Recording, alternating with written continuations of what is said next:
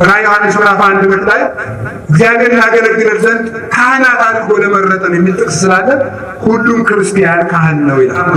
ሁሉም ክርስቲያን ካህን ነው አይደለም? ነው ያስፈልጋል። ህዝቡ ክህነት አለው። ሴቱም ወንዱም እኩል ክህነት አላቸው። በዚህ ደስ ይበላችሁ። በዚህ ዘመን እግዚአብሔር እንዲያከብረን እኛ በእግዚአብሔር እንድንከብር ከሚገባ ነገሮች አንድ እንድናከብር የሚገባ ነገር አለ። እሱም ክህነት ይባላል። በዚህ ዘመን ከተፈጠረብን ችግር አንዱ የችግራችን ምክንያት ክህነት መደፈሩ። ታምራት የሚያደርጉ ሰዎች ሁሉ መንግስተ ሰማያት አይገቡም የሚባሉት ሰው ለመዳን ንስሐ አባቱ በቂ ናቸው። ከዛ ውጭ አባ ገሌን እማዊ ገሌን መከተል አያስፈልገውም። ከደጋፊነት መውጣት አለባቸው። የክርስቶስና የቤተክርስቲያን ተከታይ መሆን አለብን እንጂ የማንም ተከታይ መሆን የለባቸው። በዚህ አይመጸዳደቅም። እንደ ከተማ ሰው የከተማ ሰው መመጻደቅ አለ ዝክር ይጠራና ብሎ ቪዲዮ መቅረጽ።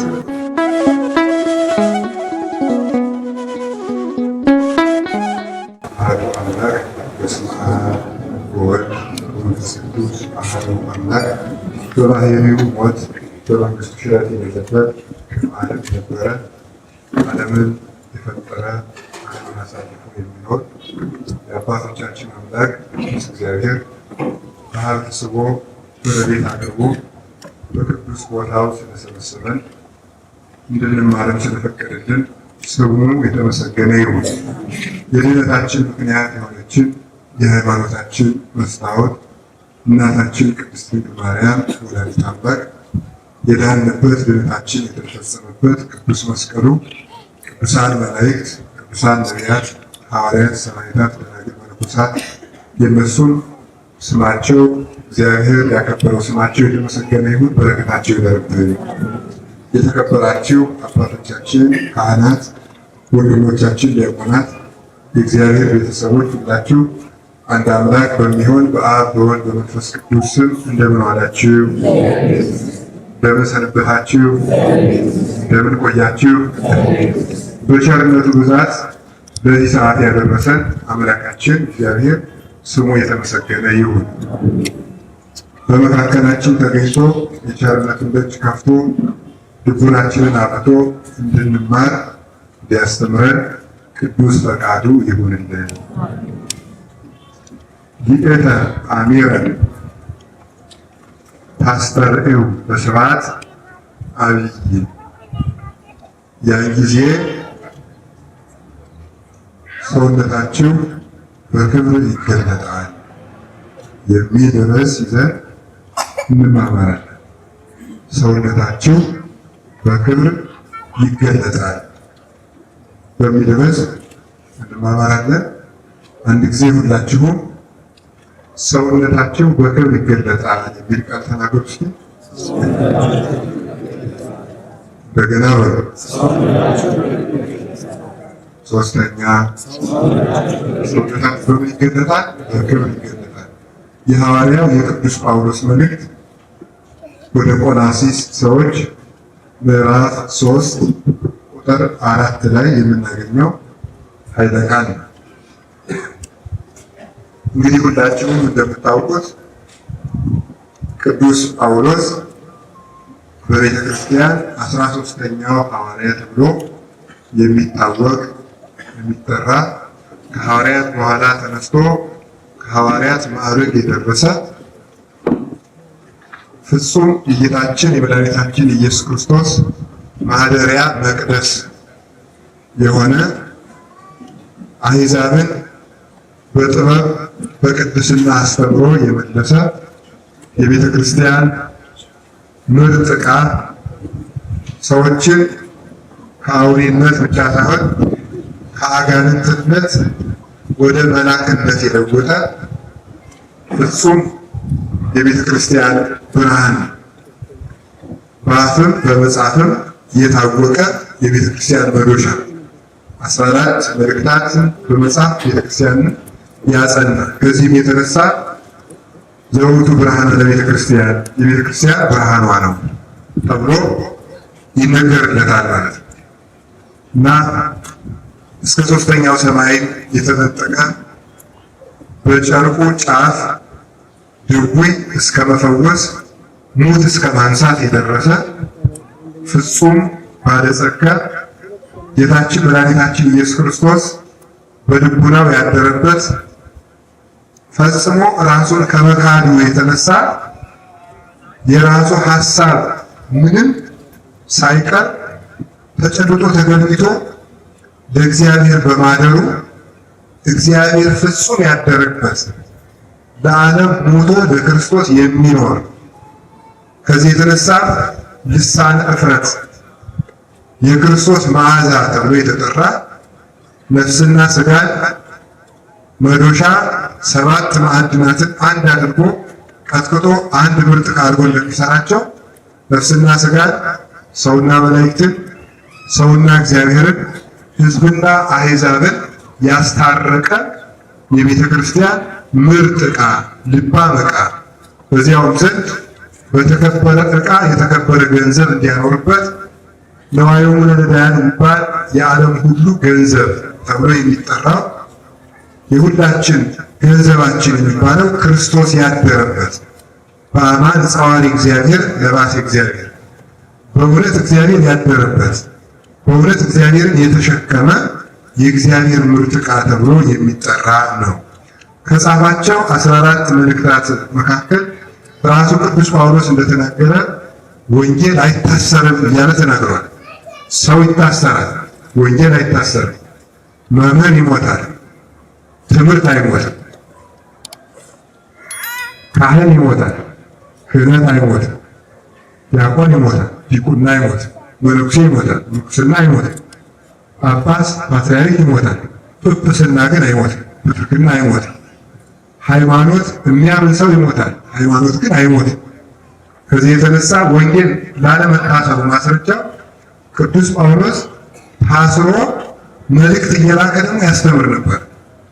ይታሰርና የወህኒ ቤት ጠባቂዎቹን ታምር አሳይቶ በመመለስ እንደገና ደግሞ ቤተ መንግስቱን በክርስትና ያጠምቀው ነበር ቅዱስ ጳውሎስ እና በሮማ እንግዲህ በዛ ጊዜ ቅዱስ ጳውሎስ በሰበከበት ጊዜ አሁን እኔና እናንተ እንደተቀመጥንበት ሰዓት የተመቸ መምህር ይምጡልን ያስተምሩን ተብሎ የሚጠራበት አስተምሮ ሲጨርስ ቃለ ሕይወት ያሰማልን የሚባልበት ጊዜ አልነበረ። ሲያስተምሩ ድንጋይ የሚጠብቃቸው ከአራዊት ጋር መጣልና መወርወር፣ በእሳት መቃጠል፣ በፈላ በርሜል መቀቀል የሚጠብቃቸው፣ እስራትና ዛንጀር ሰንሰለት የሚጠብቃቸው፣ በገመድ ተይዘው በመንገድ መጎተት፣ እንዲህ ያለ ጽኑ ፍርድ የሚጠብቅበት ዘመን ነው። በእንደዚህ ያለ ዘመን አስተማሪ ሆኖ መገኘት እጅግ በጣም ከባድና አስጨናቂ ነው። ደግ ዘመን በሆነ ጊዜ እንኳን እኛ መጽደቅ አቅቶናል እንደምታውቁት ማለት ነው። እና ቅዱስ ጳውሎስ ታስሮ በነበረበት ጊዜ እነዚህ የቆላስይስ ሰዎች የሚባሉትን እሱ አላስተማራቸው። ነገር ግን ኤጳፍራስ የሚባል ደቀ መዝሙሩን እሱ ሲታሰር እሱ እንዳልደረሰበት ቦታ ደቀ መዝሙሩን አስተምር ብሎ ሰደደው። ቅዱስ ጳውሎስ ይችን ቦታ በእግር አልረገጣትም ታስሮ ሳለ። ኤጳፍራስን ልኮላቸው አስተምሮ ሲሄድ ቅዱስ ጳውሎስ ይቅርታ በሌላ ቦታ እያስተማረ እያለ ኤጳፍራስን ደግሞ ወደ ቆላሲስ ሀገር ላከው። ቆላሲስ የምትባለው በሶሪያ አጠገብ ያለች ሀገር ነው። ኤጳፍራስ ሄዶ ሲያስተምራቸው መምህር ቅዱስ ጳውሎስ እኮ ወደ ሌላ ሀገር ደግሞ ትምህርት ለማዳረስ ሄደ ብለው ይነግሩታል። መምህሩን ይወድ ስለነበር እሱን ተከትሎ ጥሏቸው ሊሄድ ሲል እነሱን እንዴት አድርጌያቸው ሄዳለሁ ብሎ አክርጳ የሚባለውን ሰው በኤጲስቆጶስነትና በመምህርነት ሹሞላቸው ሄደ። እንግዲህ ብላችሁ ስሙ። ቅዱስ ጳውሎስ ኤጳፍራስን አስተማረ። ኤጳፍራስ አክርጳን ደግሞ ሾመላቸው። በኋላ ሰይጣን ምንጊዜም የስህተት ምክንያት ይፈልጋል። ሰዎችን ለማጥፋት ለስህተት ምክንያት የሚሆን ነገር ለማንሳት ቀዳዳ ይፈልጋል። እምከመ ረከበ ንዑሰ ሙባአ ውእቱ ያህቦ ለንዑስ መካን መጠነ ምህላፈ ገመድ ጽዑን። እርሱ ትንሽ ቀዳዳ ያገኘ እንደሆነ ሰይጣን የተጫነ ግመል ከነጭነቱ የሚያስገባን ያህል አስፋፍቶት ይገባል ይላል ሰይጣን። ትንሽ ምክንያት ካገኘ ለማጣላትም፣ ለማሳሳትም፣ ለማስካድም ትንሽ ምክንያት ይበቃዋል። ይህንን ጊዜ ስተነሱ ወይ የእውነታችሁን ተነሱ። እነዚህ የሚባል መነሳት የለም። ተነሱ እንደሱ ነው የሚባለው። እነሱ እግዚአብሔር ያክብራችሁ። አሁን ቁጭ ባለ እንደሱ ነውና ጀማምራችሁ አትተውት። ሁሉንም ነገር ጀምሮ የተወሰው ችግር ነው ይባላል ሊቃውንቱ። ትምህርትን ወይስ ከመጨረሻው ያልተማረ ሰው ጀማምሮ የተወሰው የሊቃውንት ጉንፋን ነው የሚሆን ይላል። የሊቃውንት ጉንፋን አለ አይደል? አሁን እኔንም ብዙ እያስቸገረኝ ነውና ጉንፋን ምንድነው መሰላችሁ? ወይ እንዳትተኙ ጨርሶ እንደ ውስጥንም የሚጎዳ በሽታ አይደለም። እንዳትናገሩ ደግሞ ምን ያደርጋል? ደግሞ አፍን ያስራል፣ ጉሮሮን ይዘጋል። እና ትምህርትን እስከ መጨረሻው ያልተማረ ሰው ወይ ነካክቶ የተወሰው ወይ እሱ እንዳያስተምር አያውቅም፣ ወይ ሌሎች እንዳያስተምሩ ደግሞ ጀምሮ አላውቃለሁ ይላል። እንደዚህ ያለ ነገር በጣም ችግር ነው እና ሁሉንም አትነካኩት። እና አባቶቻችን ይላሉ ሁሉም ነገር ከማዳረስ አንዱ በደንብ ምን ይላሉ? እኔን ያስተማሩኝ የኔ መምህር እንዲህ ይላል፣ 50 ዳቦ ከመላስ አንዱን መብላት ይሻላል ይላል። አይሻልም እንዴ? 50ውን በመላስ መጥገብ አይቻልም። ሰው ግን ብዙ ነገር መጀመርን ነው፣ ያንን መልከፍ ነው እንጂ አንድ ነገር እስከ ጫፍ ድረስ የሚያደርስ ሰው የለም። እና ሁሉም ነገር እስከ መጨረሻው ነው መስራት። እና እንደዚህ ያለ አነሳስ ወደፊት ነው መስተካከል፣ መነሳት ወይ ብቻ ማለት ይሻላል አይደል? እሺ። እና እንደዚህ አድርጎ ሰይጣን ምክንያት ፈላጊ ከመሆኑ የተነሳ ቅዱስ ጳውሎስ ከታሰረበት ሆኖ ቢጽ ሐሳውያን የሚባሉ ሐሰተኛ ወንድሞች ማለት ነው። ቢጽ ሐሳውያን ማለት ምን ማለት ነው? የመሰሉ ያልሆኑ ማለት ነው። የመሰሉ ግን ያይደሉ ነው። መምህራንን የተመሳሰሉ መምህር ግን ያይደሉ ነበሩና ቢጽ ሐሳውያን ከአይሁድ የመጡ ናቸው። ይሁዲነትም አይቅርብን ክርስትናም አይቅርብን የሚሉ አዋጥተው መጽደቅ የሚፈልጉ ማለት ነው። ልክ እንደናንተ እና እንደኔ ማለት ነው። ለምሳሌ አሁን የአሁኑ ሰው ምንድን ነው የሚያደርገው? መጽደቅ የሚጠራ ሰው የለም አይደለም እንዴ? የሚሰክረው ጫት የሚቀመው የሚገለውም ሳይቀር የሚተነቆለው መጽደቅ ይፈልጋል። ቁም ነገሩ ምንድን ነው?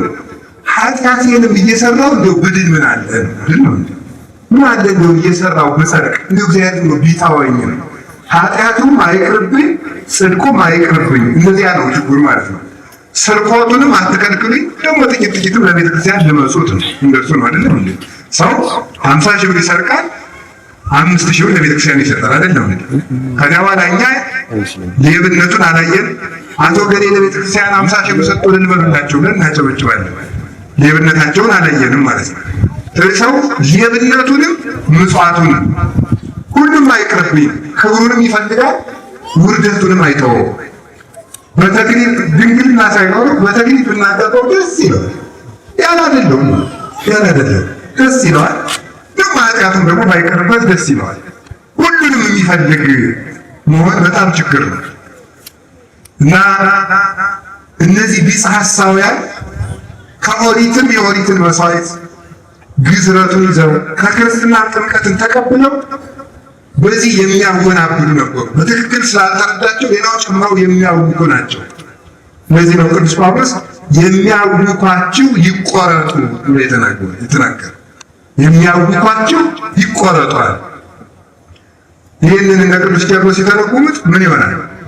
አንድ እጣት በበሽታ ከተያዘ ያ እጣት የማይድን ከሆነ የእግር እጣት ቢሆን የእጅም ቢሆን ይልቁንም ቁስሉ ወደ ክንድና ወደ ትከሻ የሚሸጋገርና ወደ ልብም የሚገባ ከሆነ የሚሻለው በጊዜ እያመመም ቢሆን ያንን እጣት ቆርጦ መጣል ነው የሚሻለው። ልክ እንደዚህ ቆርጦ መጣል የሚባለው ውግዘት ይባላል። ሰው ተነግሮ የማይሰማ ከሆነ ከቤተ ክርስቲያን ለይተን እንጥለዋለን። ለምን? ሌላውን አካል እንዳያውቅ ማለት አካል የተባለች ቤተ ክርስቲያን ቤተ ክርስቲያንን እንዳይበጠብጥ አውግዘን እንለየዋለን። አንድ ሰው እጣቱ በመቆረጡ ሌላውን አካል እንዳይጎዳ ብሎ እጣቱን ያስቆርጣል እንጂ እጣቱ በመቆረጡ ተላ ደስታ የሚያደርግ ሰው የለም። አይደሰትም፣ ያማዋል፣ እያለቀሰ ነው የሚያስቆርጠው። ሰዎች ከቤተ ክርስቲያን ተወግዘው በመውጣታቸው ደስ አይለንም። በዚህም እንደ ጀግንነት አንቆጥረው፣ ግን እያዘንም ቢሆን እንቆርጣቸዋለን ይላል ቅዱስ ቄርሎስ። እያዘንም ቢሆን እናወግዛቸዋለን። ለምን? ሌላውን ጨምረው ያበላሻሉና። የሚያውቃት ይቆረጡ። ታዲያ እነዚህ በጥባጮች በነበሩበት ጊዜ ይጠቀሙ የነበሩት ብልሃት ምንድን ነው? ሐሜት መፍጠር ነው። ውስጥ ለውስጥ ሐሜት ይፈጥሩ ነበር። ምን እያሉ መሰላችሁ? እናንተ እኮ ከዋናው መምህር አልተማራችሁም። ዋናው መምህር ማን ነው? ቅዱስ ጳውሎስ። እንኳን የተወራጅ እኮ ናቸው። ራሱ ቅዱስ ጳውሎስ ተወራጅ ነው። ተመልከቱ፣ ክርስቶስ ሐዋርያትን አስተማረ፣ ሐዋርያት ጳውሎስን አስተማሩ፣ ጳውሎስ ኤጳፍራስን አስተማረ፣ ኤጳፍራስ አክርጳን አስተማረ። ስለዚህ እናንተ የተወራጅ ስለሆናችሁ ትምህርታችሁ ዲቃላ ሕግ ነው። ወንጌሊቱም ያለ ኦሪት፣ ጥምቀታችሁ ያለ ግዝረት አይረባም አሏቸው። እነዚህን ለማስተካከል ቅዱስ ጳውሎስ በእስር ቤት ውስጥ እያለ ጽፎ ለቢጽ ሐሳውያን መልስ እንዲሆናቸው ጽፎ ሰዶላቸዋል። በቢጽ ሐሳውያን እንዳይደነጋገሩ ማለት ነው። በመጀመሪያው እሱ ቲኪቆስ በሚባል ሰው አማካኝነት ጽፎ ሰዶላቸዋል። የቅዱስ ጳውሎስ በረከቱ ይደረብን። ብጥብጥ በተነሳ ጊዜ የሚያረጋጋ መምህርም አያሳጣም። ሁከትን እንዲህ አድርጎ ቅዱስ ጳውሎስ አራቀ። የእግዚአብሔር ቤተሰቦች አንድ ነገር ልብ ብለን ማስተዋል አለብን። እሱም ምን መሰላችሁ? የነገር ሁሉ መነሻ ትምህርት ማጣት ነው። የነገር ሁሉ መፍትሄ ትምህርት ነው። በደንብ አድርጋችሁ ያዙልኝ። ይሄ እስመ ተሐጥኦ ሊቅ ግብር እኩይ ውእቱ ይላል ቅዱስ ዮሐንስ አፈወርቅ። የመምህር መታጣት እጅግ አደገኛ ስራ ነው፣ ጎጂ ተግባር ነው የመምህር መታጣት። እንዲሁም ቅዱስ ጳውሎስ ለጢሞቴዎስ ሲልክለት ክረምት ሳይገባ ቶሎ መተኸየኝ ብሎ ጽፎለት ነበረ። ክረምት ሳይገባ መተኸየኝ። አላ እንግዲህ ለጊዜው የአውሮፓውያን ቅዱስ ጳውሎስ የታሰረ ሮም ውስጥ ስለሆነ የአውሮፓውያን ክረምትና የእስራኤል ክረምት ይለያያል። ያ ክረምት ሳይገባ ማለት ነው፣ ረጅም ነው የአውሮፓ ክረምት ግን እንደምታውቁት፣ ያ ሳይገባ መተኸየኝ ነው። ምስጢሩ ግን ክረምት ያለው ምኑ ነው ይላል? ክረምት ያለው ቅዱስ ጳውሎስ የራሱን ሞት ነው ይላሉ ተመተርጉማን። ክረምት ከባድ እንደሆነ የመምህር ሞትን ከባድ ነውና ይላል። የመምህር ሞት፣ የመምህር መታጣት፣ የሊቅ ሞት በቤተ ክርስቲያን ጉዳት ነው። ሊቅ ሐመር ወይም ቀዛፊ የሌላት መርከብ በቀላሉ እንደምትሰጥም መምህር የሌለው ሕዝብ ይጎዳል፣ በክደት ይሰጥማል፣ በኃጢአት ይሰጥማል። ስለዚህ ግብር እኩይ ውእቱ አለ ቅዱስ ወጥንት ለኩሉ ሀከክ። የመምህር አለመኖር የሁከት መነሻ ነው፣ የጦርነት መነሻ ነው። ፍጅትን የሚያመጣው ምንድን ነው? ትምህርት ነው። አሁንም ልብ ብላችሁ ስሙ። መቼም ስለዚህ መብቃት አያስፈልገውም ማለት ለዚህ መማር በቂ ነው። ይሄን ለመናገር ለዚህ መቼም ከበረሃ የተላከ መልእክት የሆነ ባይታዋን ላኩት ነው ብዬ አልነገራችሁም። የተማርነው ትምህርት ይበቃል። ይሄን ለማስተላለፍ ምንድን ነው የሚሆነው? ነገም ቢሆን የሀገራችን ችግር የሚፈታው ሰው ከተማረ፣ የተማረው መተግበር ከጀመረ። አንድ ነገር ልናገር፣ ሁልጊዜ ልቤን የሚበላውና ሰው ያላስተዋለው አንድ ነገር ልንገራቸው። አሁን ኢትዮጵያ ሀገራችንም ቤተክርስቲያናችንም በጣም ምጥ ውስጥ ነው ያለችው። አሁን ከእግር እስከ ራሱ ዝም ብሎ ይሄ ከእግር ሰው እኮ እግሩን ቁስል ቢመታው ቢያንስ ተሸክመን እንወስደዋለን። ግን ከእግር እስከ ራሱ ቁስል የሆነ ሰው በምኑ እንይዘዋለን? በደረቱ እንዳናቅፈው የደረቱን ቁስል እንነካበታለን። በጀርባው እንዳለ ጀርባው ቆስሏል። ሽኮኮ እንዳንለው ሌላው አካሉን ቆስሏል። እጁን ይዘን አንይዘው ነገር አንስበው እግሩ ቆስሏል። ኢትዮጵያ መላ አካሉ ቆስሎ ይታየኛል። ስለዚህ ሁላችሁም እንደምታውቁት ታዲያ ለዚህ መፍትሄው ምንድን ነው? በዚህ ጊዜ ጌታችን መድኃኒታችን ኢየሱስ ክርስቶስ ለስም አጠራሩ ክብር ምስጋና ይግባውና እርሱ ሰው ሆኖ በመጣበት ጊዜ አሁን ኢትዮጵያ ላይ ያለው ችግር ነበረ። ጌታ ሰው ሆኖ የመጣ ጊዜ ምን ነበረ? ቤተ መንግስቱ ውጥንቅጥ ነበረ። ዘረኝነት የበዛበት፣ አጭበርባሪዎች፣ ነፍሰ ገዳዮች፣ ጨካኞች፣ የሕዝብን ገንዘብ ያላግባብ የሚበዘብዙ ባለስልጣናት የበዙበት፣ በዚያውም ዘንድ እስራኤል በሮም ቅኝ አገዛዝ ስር የነበሩበት ዘመን ነበር። ከዚያ ባርነት መውጣትን የሚፈልጉበት ለእስራኤል ጨለማ የሆነባቸው ዘመን ነበር። በእግዚአብሔር ተቀብቶ የሚነግሰው የዳዊት መንግስት ታጥፎ የነበረበት ዘመን። ቤተ ክህነቱ ደግሞ እንደዚሁ ውጥንቅጡ ነው። የዛሬ እሑድ የሚሰበከው ይሁን ሌላ ሌባ ሊቃነ ካህናቱ ሌዋውያኑ በሙሉ ሌቦች ነበሩ።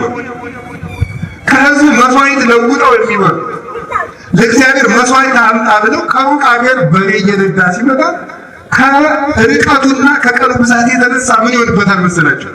በሬው ይከሳበታል። ከዛ ምን ይሉታል? አይ በሬው ስለከሳ መስዋዕቱን አንቀበልም ይሉታል። ምን ታደርግ ታዲያ ይላቸዋል። ምን ችግር አለ? አንተ ሁለት አምጣ፣ ከዚህ ከቤተ መቅደሱ የወፈረ አንድ እንሰጣለን። ሁለት አምጣና በዚያ የሚለውጥና ሰዋው ይሉታል። ያንን የሚበሉት እነማን ናቸው? እነሱ ናቸው። ሰውየው ሁለት ይሰጣል። ተመልከቱ እንግዲህ ሁለት ሰጥቶ አንድ ሰጠን ይባላል። ያ አንዱ የሚሰዋው እዚሁ ነው፣ ሁለቱም የሚሰጠው ለነሱ ነው። እንዲህ አድርገው የሚያጭበረብሩ የድሃይቱን ገንዘብ ጸሎተኛ እየመሰሉ የሚበሉ ስለ ራሳቸው ቅድስና መንገድ ላይ ይቆሙና ተመልከቱ፣ ዘርፋፍ ያለ ቀሚስ ያደርጉና መሬት የሚጠርግ ቀሚስ ያደርጉና ከመተላለፊያ መንገዱ ላይ መጽሐፍ ይዘው ይጸልያሉ። ውሸቱን ነው እኮ ሌሊት ተኝቶ ነው የሚያደርግ። እንደዚህ ያደርጋሉ። ጸሐፍት ፈሪሳውያን ናቸው። እንደዚህ እያደረጉ ይጸልዩ። አሌለክሙ ጸሐፍት ፈሪሳውያን መደልለዋል እለትበልዑ አብያተ መበለት በምክንያት አንወ ጸሎትክሙ። ሳትጸልዩ ጸሎተኛ፣ ሳትተጉ ትጉህ እየመሰላችሁ የድሃይቱን ገንዘብ ለምትበሉ የጤና አዳም እንኳን ግብር ሳይቀር አስራት የምትሰበስቡ ግን ለሕዝቡ የማታዝኑ የወፈረውን የምትበሉ የሰባውን የምታርዱ በጎችን የምትበሉ ጠጉርን ሸልታችሁ ሰርታችሁ የምትለብሱ የባዘነውን በግ የማትፈልጉ ከተኩላ ከቀበሮ የማታስጥሉ የታመመውን የማትተኩሱ ያበጠውን የማታፈርጡ የጎረበውን የማትነጡ የጠፋውን የማትፈልጉ የተሰበረውን የማትጠግኑ ራሳችሁን ብቻ የምታሰማሩ እረኞች ብሎ እግዚአብሔር የወቀሳቸው እነዚህ ነበረ። ታዲያ እነዚህ ሰዎች ይሄ በነበረበት ሰዓት ሌላው ቀርቶ እንግዲህ በኦሪት ስርዓት ሊቀ ካህናት ሳይሞት ሊቀ ካህናት መሾም አይቻልም። ሊቀ ካህናቱ ሳይሞት ሊቀ ካህናት መሾም አይቻልም። ልብ ብላችሁ ስሙ። አይሁድ ግን ሕጉን ሽረው ለዘመኑ ፖለቲካ በሚመች አካሄድ ሁለት ሊቀ ካህናትን ሽመው ነበር። ከሕግ ውጭ ከኦሪት ውጭ ሊቃውንቱ ያግዙኛል ነይኔታሉ ዘእብሬቱ ይእቲ ዓመት ይለዋል። ለምሳሌ ቀያፍ የቀያፋ ተራው ነበር ይላል። ተራው ለምን ተባለ? ሊቀ ካህናት ተራው ሁለት ሽመው ነበር። ለምን? ከቄሳሩ ነገር የሚያቀብል ለመንግስት የተመቸ ስርዓተ መቅደሱን ግን የሻረ ነገር አመላላሽ የሆነ ሰው ያስፈልግ ስለነበር ሁለት ሊቀ ካህናት ሽሞ የቤተ መቅደሱን ስርዓት ሁሉ ሽረውት ነበር። ቤተ መቅደሱን ሁሉ መነገጃ አድርገውት ነበር። ሁልጭ አድርገው ርግብ ይሸጣል፣ ከቤተ መቅደስ በሬ ይሸጣል፣ ወይፈን ይሸጣል። ቤተ መቅደሱ ንግድ ቤት ሆኗል። በቃ መሸቀጫ አድርገውታል። ዛሬ በወንጌል ጠዋት ሊቃውንቱ እንዳስተማሯችሁ ማለት እሱን እኔ አልጠረቀውም ነው። እነዚህ አድርገው ሳለ ልብ በሉ ቤተ ክህነቱ ቤተ መንግስቱ ጨልሞ በነበረበት ሰዓት ብርሃን ክርስቶስ ተወለደ። ለዚህ ነው እኛ እንዲህ ብለው ሕዝብ ዘይነብሩ ተጽልመት ወጽናት ወተሞት ብርሃን አቢይ ሰረቀ ላይ ይሆኑ እነሆ በጨለማ ለሚኖሩት ታላቅ ብርሃን ወጣላቸው። ክርስቶስ የሲኦል ብርሃን ነው። ሲኦል ውስጥ ማለት ነው። የቤተ መንግስት ብርሃን ነው። የቤተ ክህነት ብርሃን ነው። መጥቶ እንደዚያ በነበር ባለ ሰዓት መጥቶ ምን ያደረገ? አሁን ተመልከቱ። ልክ ይህ ችግር አሁን እኛም ውስጥ አለ። ቤተ ክህነትም ውስጥ መበላላት አለ፣ ዘረኝነት አለ፣ ውሸት አለ፣ ማጭበርበር አለ፣ ጉቦ አለ፣ ጥንቆላ አለ። ሌላውም አለ። ቤተ መንግስትም ውስጥ እንደዚያው ማለት ህዝብን መባያ የሚያደርጉ እንደ ቁንጫ በህዝብ ደም የስልጣን ዘመናቸው የሚያረሱ ሰዎች ሞልተዋል። እንደዚህ ያሉ ሰዎች እየደለሉን ሰው የሚገሉ ሰዎች አሉ። ለእንደዚህ ያለ ዘመን ክርስቶስ ምን አደረገ? ለእንደዚህ ያለ ዘመን ክርስቶስ ምን ያደረገ? ሄዶ ቤተ መንግስቱን እናንተ ሰዎች በረፉ አይደለም ያለው። ቤተ ክህነቱን ሄዶ እናንተ ካህናት አታስፈልጉ አላለም። ዝም ብሎ ለህዝቡ መልካም ትምህርት አስተማረ። ምን አደረገ አልኳችሁ? እስኪ ንገሩ፣ መልሱልኝ እንጂ። ምን አስተማረ?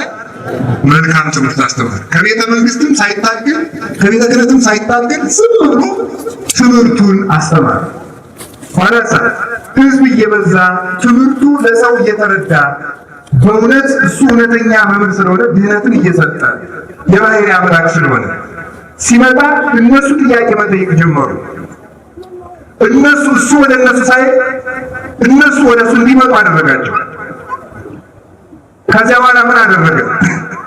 ከመጣችሁ ማጥሩ ይሄን አስተካክሉ። የልብስ ጽድቅ ብቻ ይቅርባችሁ። ከልብሳቸው ላይ ቅድስና ለእግዚአብሔር የሚል ጽሑፍ ይጽፉበታል። ውስጣቸው ግን ተኩላዎች ናቸው። ራሳችሁን አስተካክሉ አላቸው። ቤተ መንግስቱንም ነገራቸው። ከዚህ በኋላ በዚህ መልካም ትምህርቱ ይሄ ይደንቀኛል። ጌታ ያደርገው የነበረ በዘመኑ የነበሩ ካህናት ሕግ ተላላፊዎች ናቸው። ታዲያ ሰው ለምጽ ይዞት ወደ ክርስቶስ ሲመጣ ለምጹን ይፈውስና ምን ያደርገዋል መሰላችሁ? ሂድና ለኦሪቱ ካህን ራስህን አስመርምር ይለዋል። ይሄ ነገር አይደንቃችሁ? ላይደንቃችሁ ይችላል። ሲገባችሁ ነው ይደንቃችሁ። ለኦሪቱ ካህን ራስህን አስመርምር፣ ሂድና ከሱ ሄደህ ንስሐ ግባ ይለዋል። በዚያ ዘመን የነበሩ ካህናት እኮ ወንበዶች ናቸው። እንዴት ሂድና ለዚያ ካህን ተናዘዝ ይለዋል? ክህነታቸውን አይነካባቸው ነበር። ዝም ብሎ ነበር የሚያስተምሩ እስከ ጊዜው ድረስ። በጊዜው እውነተኛውን ክህነት ሰጥቶ የእነሱ ክህነት እንደሚያልፍ ስለሚያውቅ የእነሱን ስልጣን አይነካባቸው ነበር።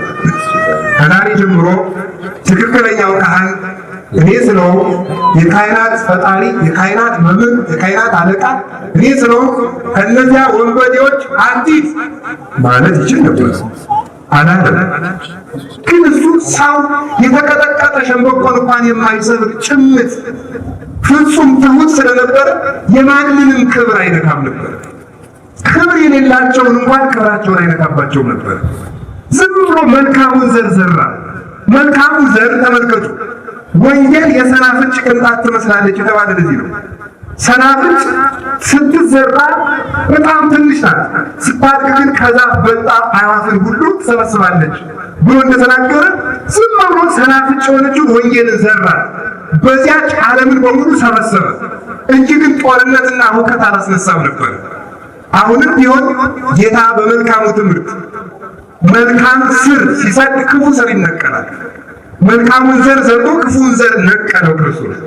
በዚህ መንገድ ህዝቡ መልካም ከሆነ ቤተ መንግስትም ቤተ ክህነትም ያለው ክፉ ዘር ይነቀላል። የክፋቱ እንዲህ ያለው ዘር በሙሉ ማለት ነው። ግን ዝም ብለን ሳንማር ትምህርት እየጠላ ትምህርት ሳንወድ አንዳንድ ሰው ሰምታችሁ ተራል። አሁን በንስሐ አባት በራግብ መጥቶ የሚማር ሰው የለም። ጉባኤ የሚወድ ሰው የለም እዚህ ውስጥ ያለው። በተለይ ደግሞ እንደ ብር ቤት ያለው ሰው አይመጣም አይደል? ታውቃላችሁ። ሰው ትንሽ ሳንቲም ካለው ንስሐ አባቱ ጉባኤ ተዘጋጅቷል እና ናመጠጠ ማልካለ አባዬ ዝም ብለው የሚፈልጉት ነገር ሲኖር ይደውሉልኝ፣ አንዳንድ ሳንቲም ካለ አግዞ እወጣለሁ፣ እኔ ስራ ልስራ ይላል ማለት ነው። የእናንተን ሸቀጥ ነው እንደ ቤተክርስቲያን የምትፈልገው፣ የእናንተን ሳንቲም አለ የምትፈልገው። ቤተክርስቲያን የምትፈልገው እናንተን። ራሱ ያልመጣ ሰው ገንዘብን ማምጣት የለበትም፣ አይፈለግም። እንዲያውም ምን ይላል ታረጋችሁ? ምን እንደነገራችሁ የሌባ የቀጣፊ የወንበዴ ገንዘብ ቤተክርስቲያን ቢመጣ እንዳይቀበሉት ይልና እንዲያው በቃ እንደው ካመጣው እንኳን እሳት ይብላው ይላል። ምን ይብላ? በእሳት ያቃጥሉት እንጂ ከቤተ መቅደስ አያስገቡት። ንስሐ የማይገባ ምዕመን ካለ የፈለገ ወርቅ ቤተክርስቲያን አምጥቶ ቢሰጥ አይቀበሉት፣ እሳት ያቃጥሉት። ይህንን አባቶቻችን ደግሞ እሳት የተባሉ ነዳያን ናቸው ይላል። የሰው ገንዘብ በእሳት አቃጥሉ ማለት ለነዳያን ይስጡት፣ እሳት የበላው አይመለስም ማለት። ስለዚህ ለማይመልሱ ለነዳያን ይስጡት፣ ባይሆን እነሱ በልተው ይደሩበት፣ ሰውነታቸውን ያስተዳድሩ። እሳት አያመሰግን ማለት ነዳያን ብዙ ጊዜ ችግራቸው ምን አይሉ አያመሰግኑ ማለት አንድ ብር ሲሰጧቸው አሁን የሚያደርግ አንድ ዳቦ ይገዛል ይላል። አመሰግኑ የሰጡትን መቀበል ያለበት ሰዋል የራሱ ገንዘብ ይመስል ማለት ነው። የደሃ መኮለኛው ማማረሩ ነው ይባላል። የሀብታም መኮለኛው ንፍገቱ፣ የደሃ መፈረጃው ደግሞ አለማመስገኑ። ተመስገን ቢል ደሃ ይጠቀም ይጸድቅ ነበር። ስለዚህ ምንድን አደረገን እንግዲህ አሁን እዚህ የፍትሐ ነገሥት መምህር ማለዳት ቁጭ ነው 17ኛው አንቀጽ ላይ ሌላ ፍትሐ ነገሥት ቤተክርስቲያን ከሚወጡ አዝሪት መካከል ቅን ቤተክርስቲያን ውስጥ አይገባም። ታውቃላችሁ? ዱባ ነው። ዱባ ለቤተክርስቲያን ስለት አይገባም። ዱባና ቅን ማለት ነው። ይገርመኛል። አሁን ግን በአዲስ አበባና በከተማ የቤተክርስቲያን ማሰሪያ እያለ ዱባ ጨረታ ይገባል። ይሄኛ ነገር ጨረታ ሆነን አልቀናል በእውነቱ ማለት ነው። ዱባ ቤተክርስቲያን ውስጥ አይገባም። ለምን ይመስላችኋል? ዱባ ወጡ ብዙ ነው አይደለም ማለት ነው። አሁን ዱባ የሆነ ሰው አለ ብዙ ሰው እኔን ብቻ ማለት ነው። ብዙ ዱባ ነው ማለት ነው። የሚጣለው ብዙ ነው ማለት ነው። ምንም እንደው የሚነሳ ህይወት እኮ የለም። ንግግራችን የሚጣል ነው፣ አነጋገራችን የሚጣል፣ መጋገባችን የሚጣል፣ ልቡናችን የሚጣል ነው። ከራስ ጠጉራችን እስከ እግር ጥፍራችን ድረስ የሚነሳ ጥሩ ስራ ያለው ሰው የለም። ቅን ደግሞ መራራ ነው። መራራ ህይወት ያለው ሰው እንደዚህ ቅዱስ ጳውሎስ መራራ ስር ከእናንተ መካከል እንዳይኖር ተጠንቀቁ ብሎ የተናገረ እና መራራ ህይወት የያዘ ሰው፣ መራራ ቂም የያዘ ሰው፣ መራራ ክደት ያለው አይድንም ለማለት ነው። ስለዚህ ጌታችን መድኃኒታችን ኢየሱስ ክርስቶስ ዓለምን ያዳነው በትምህርት ነው። እስኪ በትምህርት ሆነ ናራችሁ። ቅዱስ ጳውሎስ የቆላስይስን ቤተክርስቲያን እንዳትፈተን ያረጋጋጠው ምንድነው? በትምህርት ሆነ እንጂ ሁላችንም እንድንማር አምላከ ቅዱሳን ይርዳል። ትንቢተ ሆሴዕ ምዕራፍ 4 ቁጥር 6 ላይ እንደሚል አይቀርም ሕዝቤ እውቀት ከማጣቱ የተነሳ ጠፍቷል ይላል። ሲበሉ ሕዝቤ በሉ እውቀት ከማጣቱ የተነሳ ምን ብሏል ይላል? ጠፍቷል። ሁሉም ሰው ጠፍቷል። ከቤተ መቅደስ እስከ ውጨኛው ክፍል ያለው ትቢያ ወርሶን ያለው ለምን የጠፋ ነው? አንማርም ብሎት ማለት ነው። አውቆት አይደለም እና ስለዚህ ለትምህርት ጊዜ ስጡ ለማለት ነው። እንግዲህ ወደ ትምህርቱ ርስቤትና በአጭር ጊዜ ሌላ መርሃ ግብርም ስላላችሁ እኔም ስለሚኖረኝ ተማምረን እንጠቀልላለን። ርዕሳችን ምንድን ነበር? ወአመ ይመጽእ ክርስቶስ ይታወቅ ሕይወትክሙ። ክርስቶስ በመጣ ጊዜ ሕይወታችሁ ያን ጊዜ ይታወቃል። ይእተ አሚረ ታስተርእዩ በስብሐት ዐቢይ። ያን ጊዜ ክርስቶስ በመጣ ጊዜ በክብር ትገለጣላችሁ ይሏቸዋል። ማለት ሰውነታችሁ ከብሮ ይታያል። ክብር የምታገኙት ጌታችን መድኃኒታችን ኢየሱስ ክርስቶስ ሲመጣ ነው። የዚያን ጊዜ የሰውነት ሙሉ ክብራቸው ያን ጊዜ ይገለጣል ብሎ የክርስትናን ተስፋ ነግሯቸዋል። የሰው ክብሩ ሰው ሲመጣ የሚያገኘው ተስፋ ነው። መብል የሰው ክብር አይደለም። መጠጥ የሰው ክብር አይደለም። ስልጣን የሰው ክብር አይደለም። ወይም ሹመት ወይም እንዲህ ያለው ነገር ሁሉ የሰው ክብር አይደለም። ቤት ንብረት የሰው ክብር አይደለም። የሰው ክብር ክርስቶስ ሲመጣ በከበረ ሰውነት መነሳቱ ነው። ትንሣኤውንም ሊቃነ አባቶቻችን ትንሣኤ ዘለ ክብር፣ የክብር ትንሣኤ ይሉታል። ክብራችን የምንቀበልበት፣ ዋጋችን የምንሸለምበት፣ አክሊላችን የምንቀዳጅበት፣ የዘራነውን የምናጭድበት ያን ጊዜ ሙሉ ዋጋ የምናገኘው የመቼ ነው ስትሉ ክርስቶስ ሲመጣ ነው። ስለዚህ ሰው ከብሮ ይታያል። እንዴት ብሎ? የሚፈርሰው ስጋችን የማይፈርስ ሆኖ፣ የሚደክም ስጋችን የማይደክም ሆኖ፣ የሚራበው ስጋችን የማይራብ ሆኖ፣ የሚታመመው ስጋችን የማይታመም ሆኖ፣ የሚለወጠው ስጋችን የማይለወጥ ሆኖ፣ አድሎ በሌለበት እገሌ ገብረ ሥላሴ መልከኛ ነው፣ ገብረ ማርያም ግን እስከዚህም ነው። ወለተ ሥላሴ ውብ ናት፣ አስካለ ማርያም ግን እንዲያው ናት መባል የለም። በመንግስተ ሰማያት ሁሉም ሰው እኩል መልከኛ ይሆናል። ሁሉም ሰው ውብ የሚሆንበት ቀን ክርስቶስ የሚመጣበት ቀን ነው። የዛን ቀን ጆሮ ተለቅ ያለ ጆሮ አነስ ያለ አይኑ ጥሬ ብር የመሰለ አይኑ መርፌ የሚያህል የሚባል ሰው የለም። የዛን ጊዜ ሁሉም ሰው ውብ ነው። ሁሉም ሰው አንድ መልክ ያለ ማን ይመስላል? ክርስቶስን ይመስላል። አጭር ረጅም የለም። የዛን ጊዜ ሽማግሌ ወጣት የለም። ወንዱም የ30 ዓመት ጎልማሳ ነው የሚሆነው፣ ሴቷም የ15 ዓመት ወጣት ሆና ነው የምትነሳው። ሁሉም ሰው አዳምን አክሎ ይነሳል፣ ሔዋንን አክላ ትነሳለች። አንድ ብርሃን ይኖረናል፣ ያም ክርስቶስ ነው። አንድ ምግብ ይኖረናል፣ ያም ክርስቶስ ነው። አንድ ልብስ ይኖረናል፣ ያም ክርስቶስ ነው። አንድ ሀገር ይኖረናል፣ ያም ክርስቶስ ነው። አንድ መዓዛ ይኖረናል፣ ያም ክርስቶስ ነው።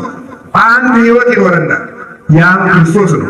አንድ ውበት ይኖረናል፣ ያም ክርስቶስ ነው። አንድ ክብር ይኖረናል፣ ያም ክርስቶስ ነው። አንድ አክሊል ይኖረናል፣ ያም ክርስቶስ ነው። አንድ ርስት ይኖረናል፣ ያም ክርስቶስ ነው። እሱን ወንሰን ከብረን እንኖራለን። ንጉሥ የሚዋጋ የንጉሠ ነገሥት አክሊል እስከሚቀዳጅ ድረስ ነው። ተመልከቱ፣ አክሊል እስከሚቀዳጅ ድረስ ነው። ንጉሥ ዘውድ ከደፋ በኋላ ውጣ ውረድ የለበትም። የመጨረሻ ክብሩ የንጉሥ የመጨረሻ ክብሩ ዘውዱ እንደሆነ የሰው የመጨረሻ ክብሩ መንግስተ ሰማያት ናትና መንግስተ ሰማያትን አክሊል አላት ይላሉ ሊቃውንቱ ሲተረጉሙ። መንግስተ ሰማያትን አክሊል አላት። ክርስቶስ ምን ይባላል? አክሊለ ሰማዕት ይባላል። ሰው መጨረሻ ላይ የመንገሱ ምልክት የንጉሠ ነገሥትነቱን ዘውድ እዚህ ላይ መድፋት ነው። ይህ ሰው የመጨረሻ ክብሩ ክርስቶስን ማግኘቱ ነው። ከዚህ የተነሳ የምንከብርበትን ቀን ክርስቶስ ሙሽራ፣ እኛ ሙሽሪት የተባልነው በዚህ ምክንያት ነው። ሙሽሪት ሴቷ ሙሽራ የእናት አባቷ ቤት የምን ቤቷ ነው? እስኪ ንገሩኝ። የእናት አባቷ ቤት ምን መባሏ ነው? ንገሩኝ እስኪ። ሙሽራ እስከምትዳር ድረስ የእናት አባቷ ቤት ምን ያደርግላታል? ማደጊያዋ እንጂ ሌላስ? መኖሪያዋማ ባሏገር ነው። ማደጊያዋ ሌላስ? መማሪያዋ። በጣም ግሩ ሱብሪክ ባልስ መልሰውልኛል። መማሪያዋ ሌላስ? መዘጋጃዋ በሉ እንጂ ማጌጫዋ አትሉ? ሙሽራ ሰርጓን ትረሳለችን ይላል ትንቢተ ኤርምያስ ላይ። ትረስኑ መራት ሰርጓ ይላል። ሙሽራ ጌጣ አጌጣ የምትሄደው ከእናቷ ቤት ነው። ዋናው ክብሯ ግን ሙሽራው መጥቶ ከሙሽራው ጋር የተዋህዱበት ቀን ነው። ክርስቶስ መርዓዊ የተባለ ከዚህ የተነሳ ነው። እኛ መራት ነን ማለት ነው። ሴት ሙሽራ የመሰለን እሱ ነው። እኛ ሁላችንም አንድ ሙሽራ አለን፣ ያም ክርስቶስ ነው።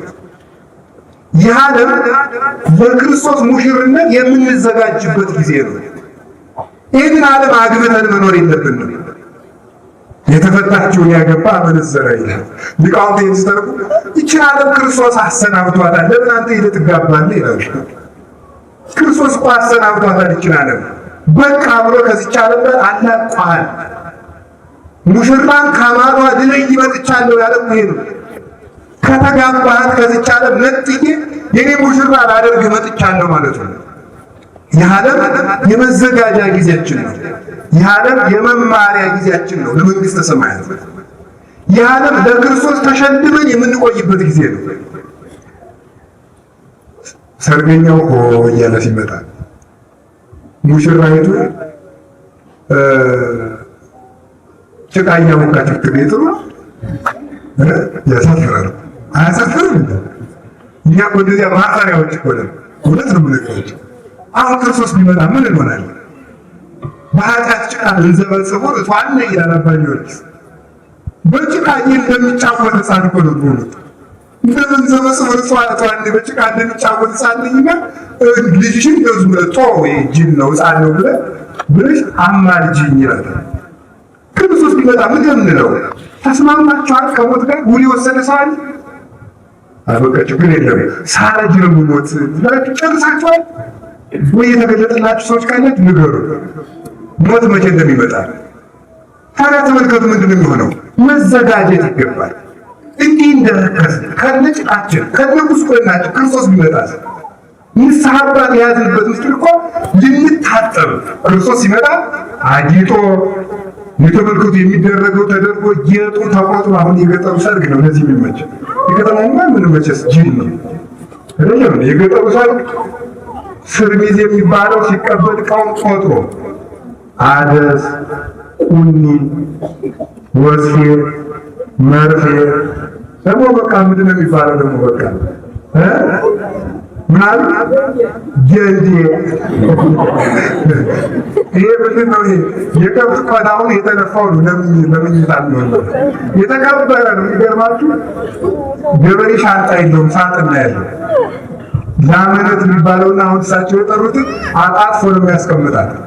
መልካም እንግዳ ሲመጣ ነው የሚለጠፈው። የተቀበረ እንግዳ ሲመጣ ሳሪ ጎዘጉዝበታል። ፍራሽ የለም። ቀድሞ እሱ ተኝቶ ይሞክረዋል። ገበሬው መመቸት እኮ ነው።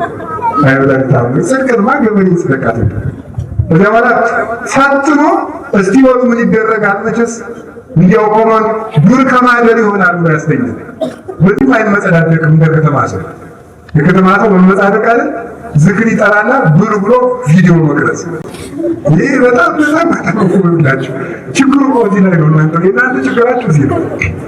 አንድ ነገር አድርጋችሁ ፎቶ ማንሳት፣ አንድ ነገር አድርጋችሁ ፎቶ ማንሳት። እኛ ተቸገርን ወሉት ማለት ነው። ይሄ አሁን እኔ እናንተ ቤት ብመጣ ወይ ግጥም ያረቁ መነኩሴ ሲጸልይ ነው ሲበላ ፎቶ አይነሳም። የቆዳ ጦር ታስሩ ነው ታረሰ። እናንተ ይላችሁ ምጽድቅ ትፈልጋላችሁ። እንደዚያ መሆን የለበትም ፈጽሞ ማለት ነው። ስለዚህ ምንድነው እንደዚህ ያለውና ተቆጥሮ ነው የሚቀበል። ከዛ አንድ አትጎል ከሙሽራ አንዲቱ እንዳትጎል ተደርጎ ነው የሚቀበለው። ይህ ነው ተመልከቱ። ሀዱክሙ ለሀዱ ምት ዘውቱ ክርስቶስ፣ ሁላችሁንም ለአንድ ሙሽራ አጭቻችኋለሁ። ባላችሁ ማን ነው አለ? ክርስቶስ ነው አለ ቅዱስ ጳውሎስ። እኛ የክርስቶስ ሙሽሮች ነን። ማጌጥ አለብን፣ በቅድስና መኳል አለብን። ምን የምንኳለው? ወንጌል ናት ኩላችን። አንተ አያለው ትላለህ ዕውር ነህ ይላል ዮሐንስ ምዕራፍ 3 ላይ። የኔን ኩሉ ዘንድ ወንጌል ይላሉ አባቶቻችን። ለብሻለሁ ትላለህ ዕርቃንህን የኔን ልብሱ ዘንድ ልጅነት ናት። ወይ አልቀዘቀዝክ ወይ አልሞ ተመልከቱ።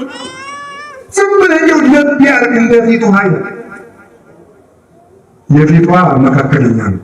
የፊት መታጠቢያ ግን በደንብ ቢያፈሩት ያመልሳል ፊት። በቀዝቃዛው ደግሞ ቢያረጉት እንደው በውርጩ ደግሞ ይሸበሽባል። ለብ ያለ ክርስትና እንደዚህ ያለው ሊቃውንቱ ምን ይል ብለው ጠሩ ታቁሞታል። ትግባራቸው ላይ እንዳያስተምር ያልተማረ እንዳያስተምሩት መማር የማይፈልግ በጣም ችግር እኮ ነው። የብሉት ጠባይ የሌለው በሽተኛ አስቸጋሪ እኮ ነው። ታሟል። መድኃኒት ሲሰጡ ደግሞ በቁጥ የሚል ከሆነ ምን ይደረጋል? ይህ በጣም ችግር እኮ ነው። ቢያንስ ተመልከቱ፣ እረቱ ተመልከቱ፣ ከመትኩን ተመልከቱ። ሙቁቀውማ እኮ ሰቆሪራ እንዲሁ ወይ ቀዝቅዝ ወይ ሙቅ ይላል መጽሐፍ።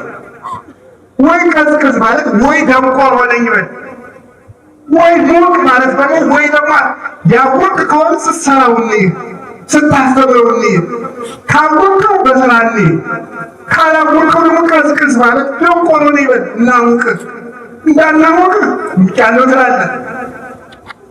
ስናይ ደግሞ ቀዝቃዛ ነህ። ሙቀት ሃይማኖት የተነሳ ለዘብተኞች ቤተክርስቲያን በሚደርስባት ችግር ምንም የማይሰማል ወንበዴ ቤተክርስቲያንን ሲቀልድባት ማንም እኮ ነው ቤተክርስቲያንን እየዘረፋት ያለ ይታወቃላችሁ እንዴ? ማንም የዚህ ውስጥ ምን ቢከፋችሁ ይከፋችሁ የሚጨንቀኝ ከእናንተ የምፈልገው ነገር የነፍሳችሁ ድነት ብቻ ነው። እንዳትጠሩ ብዬ የምጠነቀቀው ነገር የለም። እንዴ አስራት የሚሰበስቡ አስራት የሚያስወጡ መምህራን፣ አጥማቂዎች፣ ባይታውያን አስራት ከግለሰብ ገንዘብ እየተዋጣ ድሃ ቤተክርስቲያን እየተቸገረ ለካህናት ደሞዝ የሚከፍለው አጡ ገንዘብ እየተሰበሰበ ወደ እነሱ የሚላክላቸው አለ። እንዲህ የሆነው ከምን የተነሳ ይመስላችኋል? በድንቁርናችን ምክንያት ነው። ከደጋፊነት መውጣት አለባችሁ። የክርስቶስና የቤተክርስቲያን ተከታይ መሆን አለብን እንጂ የማንም ተከታይ መሆን የለባችሁ። ሰው ለመዳን ንስሐ አባቱ በቂ ናቸው። ከዛ ውጭ አባ ገሌን ማዊ ገሌን መከተል አያስፈልገውም። መከተል ከፈለጋችሁ ደግሞ ተክለ ሃይማኖት ተከተሏቸው፣ ገብረ መንፈስ ቅዱስን ተከተሏቸው፣ አቡነ አረጋዊ ተከተሉ፣ ቅዱሳን ሰማዕታትን ተከተሏቸው፣ ሐዋርያትን ተከተሏቸው። እነሱን ከተከተሏችሁ ከመልካም በጎ ምግባራቸው ያደርሳችኋል። ሩጫውን ያልጨረሰ በስጋና በደም ያለ ግን መጨረሻው አያምርም። ስለዚህ ሁላችንም ምን መሆን አለብን? መስተካከል፣ ለምንከብርበት ጊዜ መዘጋጀት አለብን። እናጊጥ፣ እንታጠብ፣ እንማር፣ እንወቅ፣ እንዘጋጅ። ወደ ተወሰነ እግዚአብሔር ግብረ ተመስከ መሰራቂ ያልተባለ የእግዚአብሔር ቀን ድንገት እንደ ሌባ ትመጣለች። ሌባ ተንሳል ይመጣል። ምረጡ አንድ ሰዓት ከምሽቱ ለ2 ሰዓት ሐሙር 3 ሰዓት 4 ሰዓት 5 ሰዓት 6 ሰዓት 7 ሰዓት ሻና 8 ሰዓት ቀን 9 ሰዓት 10 ሰዓት 6 ሰዓት ይመጣል። ሌባ 7 ሰዓት ሌባ ናችሁ። 6 ሰዓት ይመጣው ሌባ አይታወቅም አይታወቅም ማለት በጣም ነው። ስለዚህ ምን እናድርግ? ስንት ሰዓት ቤታችን እንጠብቅ? ምን በሉ እንጂ ሌሊቱን ሙሉ በሉ እንጂ። ስለዚህ ተመልከቱ፣ ክርስቶስ መቼ ነው የሚመጣው? በ10 ዓመታችን፣ ለ20 ዓመታችን፣ አመራ 50 ዓመታችን መቼ ይመጣል? በሉ ነገሩ እናንተ ሰዎች መቼ ይመጣል? አይታወቅም። ካልታወቀ እናንተ መቼ ነው የምትቆሙት? መቼ ነው የምንስተካከለው? መቼ ነው የምንታረቀው?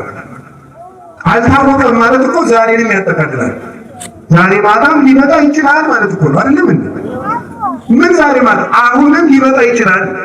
አሁን ከመጣ ምን ይዘን የምንገኘው? ጌታን የተዘጋጀ ነው። ከብራችሁ እንድትገኙ በክብር እንድትገለጡ ተመልከቱ። ለዚያ የሚያበቃችሁን ስራ ስሩ ሲላቸው ነው ቅዱስ ጳውሎስ። ክርስቶስ በመጣ ጊዜ ክብራችሁ ይገለጣል ያለ። ሰርተን ከብረን እንድንገኝ አምላከ ቅዱሳን ይርዳል። አሜን ወይስ? እሺ። ስለዚህ አንድ የተወሰነ ነገር ይጨምራል። ሰው የሚከብረው በምንድን ነው የሚለውን ነገር ልናገርና እናጠቃልላለን። ሰው የሚከብረው በምንድን ነው? ሰው የሚከብረው አንድ ማክበር የሚገባን አንድ ነገር ሳለ እሱ እንድናከብር ስለፈለኩ ነው።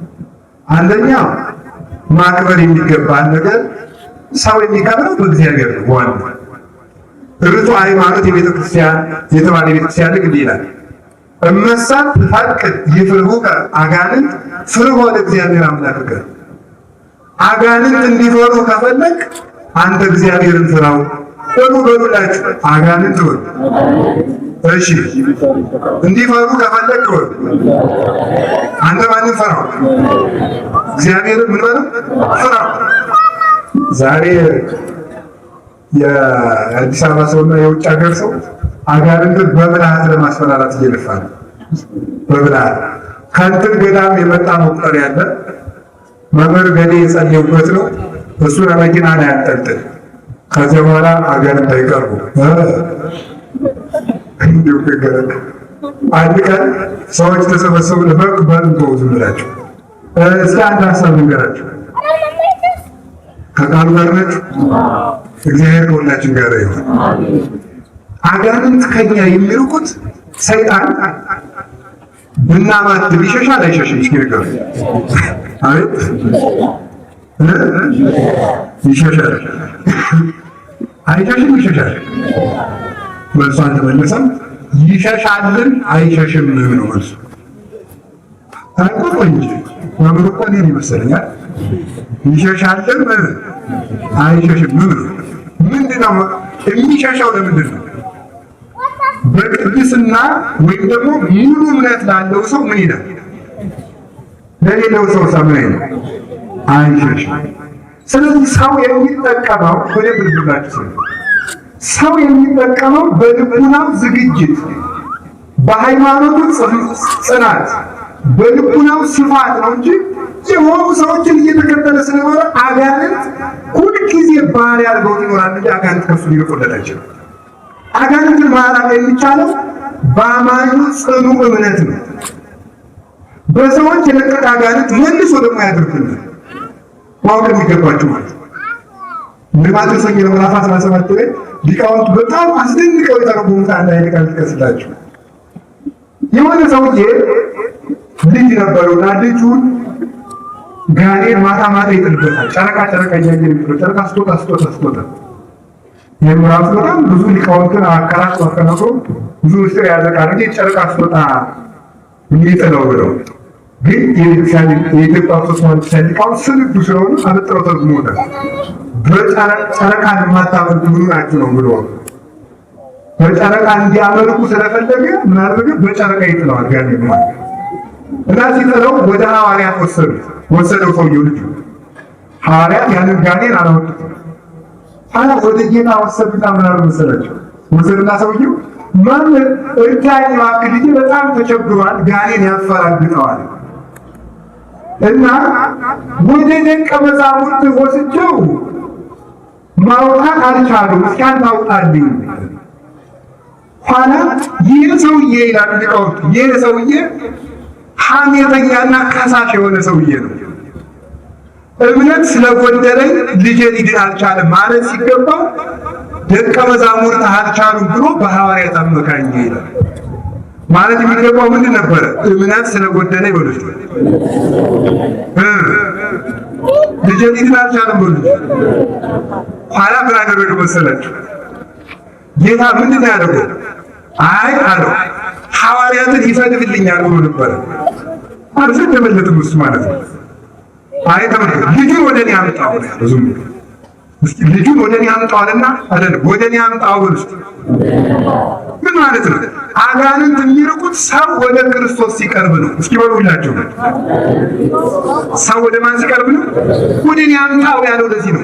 ክርስቶሳዊ አድርገው አጋንንት ከእናንተ ከልጆቻችሁ ከወገኖቻችሁ እንዲርቁ ከፈለጋችሁ ቤታችሁን ወደ እግዚአብሔር አምጡት፣ ሕሊናችሁን ወደ እግዚአብሔር አምጡት፣ ሰውነታችሁን እጃችሁን ከስርቆት አውጡና ወደ ክርስቶስ አምጡት፣ አፋችሁን ከሐሜት አውጡትና ወደ ጸሎት አምጡት፣ ከዘፈን አውጡና ወደ መዝሙር አውጡት፣ ከስካር አውጡና ወደ ቤተ ክርስቲያን አምጡት፣ እግራችሁን ከጭፈራ ቤት አውጡና ወደ ቤተ ክርስቲያን አምጡት፣ ወደ እኔ አምጡት አለ። ይልቁንስ ሐዋርያት እንዲያልገው ከምትል አንተ ወደ እኔ ና አለ።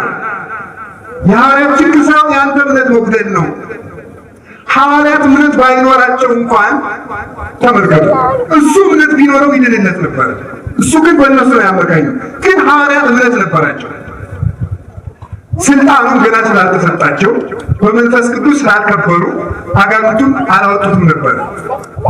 እሱ ግን እምነት ቢኖረው ኑሮ ፈውስ በእንተ እለ ይመጽኡ ይትፈወሱ የሚባል ፈውስ አለ። ስለሚመጡ ሰዎች ተብሎ የሚደረግ ፈውስ ማለት ነው። ስለሚመጡት ሰዎች ተብሎ የሚደረግ ፈውስ የሚፈውሰው ሰውዬ የክርስቶስ ባይሆን እንኳን ስለመጡት ሰዎች እምነት ተብሎ ለሰውየው ፈውስ ይደረግለታል። ሰውየው ግን ፈዋሹ ግን የክርስቶስ ሕግን በአግባቡ የማይከተል ከሆነ ከፍርድ አያመልጥም። ተመልከቱ። ለዚህ ነው ተአምራት የሚያደርጉ ሰዎች ሁሉ መንግሥተ ሰማያት አይገቡም የሚባሉት። እስመ ገቢረ ተአምራት ወመንክራት ኢይትያድኅን እምእሳተ ገሃነም። ድንቅ ተአምራትን ማድረግ ድንቆችን ማድረግ ከገሃነመ አያድንም። ዮሐንስ አፈወርቅ ባለቤቱ መድኃኔዓለም ደግሞ የማቴዎስ ወንጌል ምዕራፍ 7 ላይ ሲናገር ምናል በዚያ ጊዜ ብዙ ሰዎች እንዲህ ይሉኛል፣ ምን አኮኑ በስምከ ተነበይነ፣ በስምህ ትንቢት አልተናገርንምን? አኮኑ በስምከ አጋንንተ አውጻእነ፣ በስምህ ጋኔን አላወጣንምን? አኮኑ በስምከ ሙታን አንሣእነ፣ በስምህ ሙታንን አላነሳንምን? ይሉኛል። እኔም እንዲህ ብዬ መልስላቸዋለሁ፣ አማን እብለክሙ ከመ ኢያእምረክሙ ሁሩ ብዬ እውነት እላችኋለሁ አላውቃችሁም እላችኋለሁ አለ። እነዚህ ሰዎች ሙት አንስተዋል፣ ጋኔን አውጥተዋል፣ ደዌ ፈውሰዋል። ስለዚህ ተመልከቱ፣ ጋኔን ያወጣ ድውይ የፈወሰ ብቻ ሳይሆን ሙት ያነሳ ሰው እንኳን ቢሆን መልካም ነገር ከሌለው አይድንም። ክርስቶስ ስለመጣው ሕዝብ ብሎ ይፈውስና ሰውየው ግን በክፋቱ ይፈርድበታል ማለት ነው። ከቃሉ ጋር ናችሁ? እግዚአብሔር ከሁላችን ጋር ይሁን። ስለዚህ ሁላችንም ማድረግ የሚገባን ምንድነው ስትሉ እኛ ማመን ካህናት ጋኔን አሁን አንድ ካህን ሊገራችሁ አንድ ማንኛውም ቄስ ማለት ነው የመነኮሰም ይሁን ያገባ ብቻ መስቀል ያለው ቄስ ቅስና ያመጣለት 4 ስልጣን ይሰጠዋል። ቄስ ሲሆን ጳጳሱ ቅስና ሲሾም ድውይ መፈወስ፣ ጋኔን ማውጣት፣ ሙት ማንሳት፣ ለምጽ ማንሳት። ስንት ናቸው? ምንድን ናቸው? ድውይ መፈወስ፣ እሺ፣ ለምጽ ማንሳት፣ ጋኔን ማውጣትና ሙት ማንሳት። ይሄ ለማንኛውም ቄስ ስልጣን አለው። ለማንኛውም ቄስ ህይወት ያሉ ንስሐ አባቶቻቸው የ4ቱ ስልጣን አላቸው።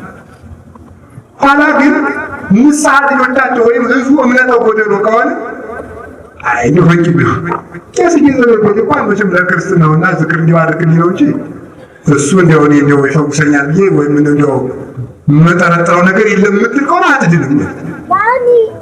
እምነት ካላችሁ ደግሞ ለምን ወንበዴ ያላቸው እምነት ካላችሁ እና የካህናት ስልጣን በህዝቡ ላይ የማይሰራበት ምክንያት ህዝቡ የተለየ ታምር እየተከተሉ የሆኑ ሰዎች አድናቂ የሆነበት ምክንያት ለምን ይመስላችኋል? እምነት ስለሌለን ነው። ሙሉ እምነት ስለሌለን ነው። የካህናት ስልጣን አረባን ያለው እንጂ ማርቆስ 16 ላይ እንደተቀመጠው ለሐዋርያት አጋንንት አውጡ፣ ሙታን አንሱ፣ ለለምጽ አንሱ፣ ያነፈውሱ ብሎ 4ቱን ሰጥቷቸዋል። ለሐዋርያት የሰጠው ስልጣን የሐዋርያት ልጆች የሆኑ ካህናት አላቸው ማለት ያላቸው። ስለዚህ ስለምንጠራጠር እንዴ ከቃሉ ጋር ናችሁ። አንድ ሰው ነበር ይገርማቸዋል እና 13 ወንበዴዎች ሆነው ሊዘርፉት ሄዱ። ስንት ናቸው? ሰውየው ምን ማሰብ መሰላቸው? ጌታ 12 ሐዋርያት አስከትሎ መጣ። ጌታ ሰውየው ባሰቡ በጣም ከመካከላችሁ ጌታ የትኛውን ሁሉ ልስገድለት አላቸው። በላ እነሱ ይሰውዬ ምን እያለ ነው ብለው ሊዘርፉ ነው የመጡት። እግራቸውን አጠባቸው።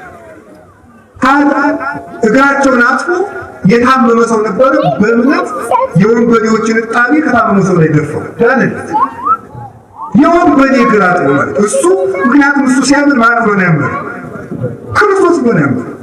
ይሄን ሰውዬ ያዳነው ወንበዴ ሆኖ ክርስቶስ ነው። ክርስቶስ ነው የፈወሰ ማለት ነው። እኛ ወንበዴ የምንሆንባቸው እንኳን እምነት ካላችሁ ትድናላችሁ። ማመን የሚገባው እሱ ነው። ይህንን እንድናደርግ ነው ከብራችሁ እንድትገኙ ብሎ የተነገረ ለዚህ ነው። እና ማክበር የሚገባል ዋናው ክብራችን ማለት ነው እግዚአብሔር ነው። እግዚአብሔርን ከፈራን አጋንንት ይፈሩናል። ከማንኛውም ምዕመን አጋንንት ይርቃል። ይህ ይገርመኛል። ለምን ደካማ የምትሆኑት ይህን ነገር ደጋግሜ አሁን በወቅቱ ስለ አጋንንት ብቻ የሚሰብኩ ሰባኪያን በዓለም ሁሉ ስለሞሉ ነው ይህን የምናገረው። ብድግ ብሎ ይላል አንድ ሴት ሳታገባ 30 ዓመት 40 ዓመት ከሞላት አንቺ ያላገባሽው ገርግር ስላለብሽ አንቺ ደግሞ አይነት ስላለብሽ ይወጣል ማለት ምን ያርጋላት? ይሄን ጥላ እንዲለቅ ችግር የለም። ይሄን ቅባት ቅዱስ ፍር እየሰጥሻት ይሄን ማለት ማለት ተቀቢው ባል በቅርበት ታገኛለሽ። ሞኝት እውነት መስሏት በአባቴ አስራት የታስገባ ነው አቆንቶትን ይገረኝ ችግር የለም። ወለት ማለት በዚህ ላይ ይሄን ይደርስ አጋንንት ዛሬ ለወንበዴዎች የገቢ ምንጭ ነው። በአጋንንት ስም እየተነገደ ነው። አጋንንት አወጣልሃለሁ ማለት እኛ ባጋንንት እናንተ ፈሪዎች ክርስቲያን ባጋንንት ላይ ስልጣን የለው አለው። ማንም ምዕመናን እናንተ ምዕመናን አጋንንትን የማባረር ኃይል አላችሁ። በእምነት ሆነች አረበሩ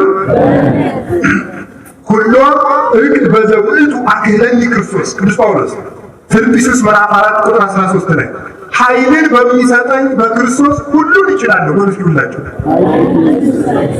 ኃይልን በሚሰጠኝ በክርስቶስ ስንቱን እችላለሁ? ሁሉን እችላለሁ። ሁሉ ጋኔን ከሁሉ ውስጥ የለም አለ? የለም። ሰይጣን ከሁሉ ውስጥ የለም አለ? አጋንንትን ማባረር ይቻላል። እናንተ አማትማችሁ እኔ በክርስቶስን ተጠምቄ አምኜ የምኖር ሰው ጋኔን በእኔ ላይ ስልጣን ሊኖረው አይችልም ብላችሁ ማመን አለባችሁ። ደግሞ ከፈለጋችሁ ይመጣላችሁ። የለም አለብኝ እኔ አለብኝ ላላዳርሱ እኛው ብዙ ምዕመናን ልጅ ጋኔን አለብኝ አትበሉስ? የለም አለብኝ እንደው አለብኝ ይላል። እሺ ይሁንላችሁ። የሚቃናችሁ ነገር አለብኝ ትላላችሁ በግድ። ስለ እግዚአብሔርን ከፈራችሁ ጋኔን ይፈራችኋል። አንድ ሁለተኛ አርቆ ሃይማኖት እናስረድ። ሰይጣን እንደ ክፉ ባለዕዳ ነው ይላል። እንደ ምንድን ነው ማለትም? ቸር አበዳሪና ክፉ አበዳሪ ያለ። ቸር አበዳሪ አበድሮ አልችል ብዬ ለአንተ ሳታይ ይልኳለን ይላል። ያኛው ግን ጧት ይመጣና ያችን ነገር ፈለካት፣ ማታም ይመጣና ያችን ነገር ፈለካት። ከሰው መሀል ደግሞ ከምታወሩበት ደግሞ በአሽሙር ያደረግና ሰው መሀል እስቲ እንደዚህ ያለን ድርጅት ተደራጅተን ንግድ እንክፈት ስትሉ አንዳንድ ሰው አለ ይገርመኛል። እዳውን ሳይከፍል እንደው ትልቅ ነገር የሚያስብሉ መውጋት በነገር ማለት ነው። እንደዚህ ይላል ክፉ አበዳሪ። የእንደዚህ ያለ ሰው ገንዘብ መላቀቅ ነው ይላል። ሮታይማ ምን ማድረግ ነው? ምን ማለት ነው? ከዚያ በኋላ ብሩን ከሰጠ ነው ይመጣል። ሰው አይመጣል። ሰይጣን ከእናንተ እንዲርቅ ከፈለጋችሁ ገንዘቡን መልሱለት ይላል። ገንዘቡን ምን በሉለት? ገንዘቡ ምንድን ነው? ታንቆል ካለ እየሰረክ ዋድባለ 40 ቀን ተቀምጦ ስትመጣ አዲስ ትመጣ ደቀም ገንዘቡ አለ አዚህ ብር ይላል። እስኪ አውቆ ይነገራችሁ። አንድ ሰው 10,000 ብር አበደራችሁ። አንድ ወር ግሸን ደርሳችሁ መጣችሁ። በወሩ ስትመጡ አዋገን ደህና መጣ ደህና በል እንግዲህ ሐሙስ ብቅ አድራችን ነገር ይላል። ስለዚህ ባለዕዳን መክፈል ነው እንጂ ገዳም ስለሄዳችሁ ጸበል ስለተጠመቃችሁ ብቻ አይለቅም። ተጠምቀን እውነት ነው ጸበሉ ያካትለዋል፣ ይለቃል። ተጠምቀን ስንመጣ ደግሞ ይረከበናል። ያ እንዳይሆን ምንድን ነው መሆን ያለበት? ገንዘቡን እንመልስለት። አጋንንት ከእኛ እንዲርቁ የሚያስፈልገን ምንድን ነው? እግዚአብሔርን በሙሉ ልብ ማመን፣ የሰይጣንን ገንዘብ መመለስ። ከዛስ የሚያስፈልገን ደግሞ ምንድን ነው? እግዚአብሔርን መፍራት፣ እግዚአብሔር በሙሉ ልብ ማመን እና ገንዘቡን መመለስ።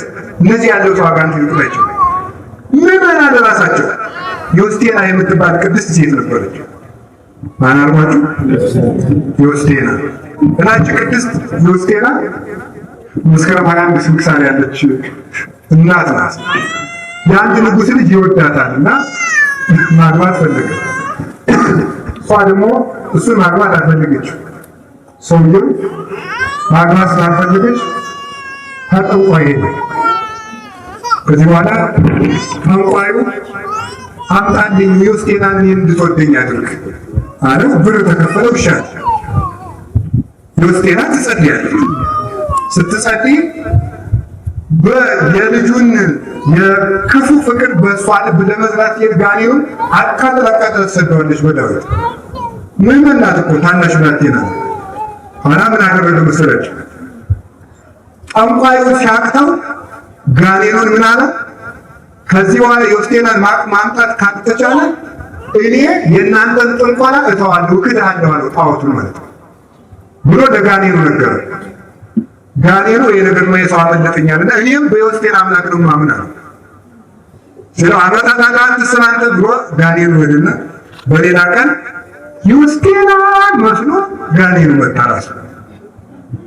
ኋላ የንጉሱ ልጅ ምን አለ?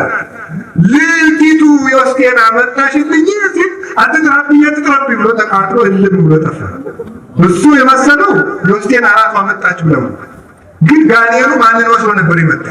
ዮስቴናን መስሎ ስለመጣ መጣች ወይ ተብሎ ስሟ ሲጠራ ተቃጥሎ ጠፋ ማለት ነው። ክርስቲያን ባጋንንት ይፈራል። ጌታ የማቴዎስ ወንጌል ምዕራፍ 17 ቁጥር 21 ላይ ሲናገር እንዲህ ብሎ ነው የተናገረ። ለመብክሙ ሃይማኖት መጠነ ህጠተ ሰናፊ፣ የሰናፍጭ ቅንጣት ያህል እምነት ቢኖራችሁ ወትብልዎ ለዚህ ደም ፍልስም ዘ ተመልከቱ ሀበካሃ ይፈልስ ይሄንን ተራራ ተነቅለህ ወዲያ ማዶ ተተከል ብትሉት ይሆንላችኋል።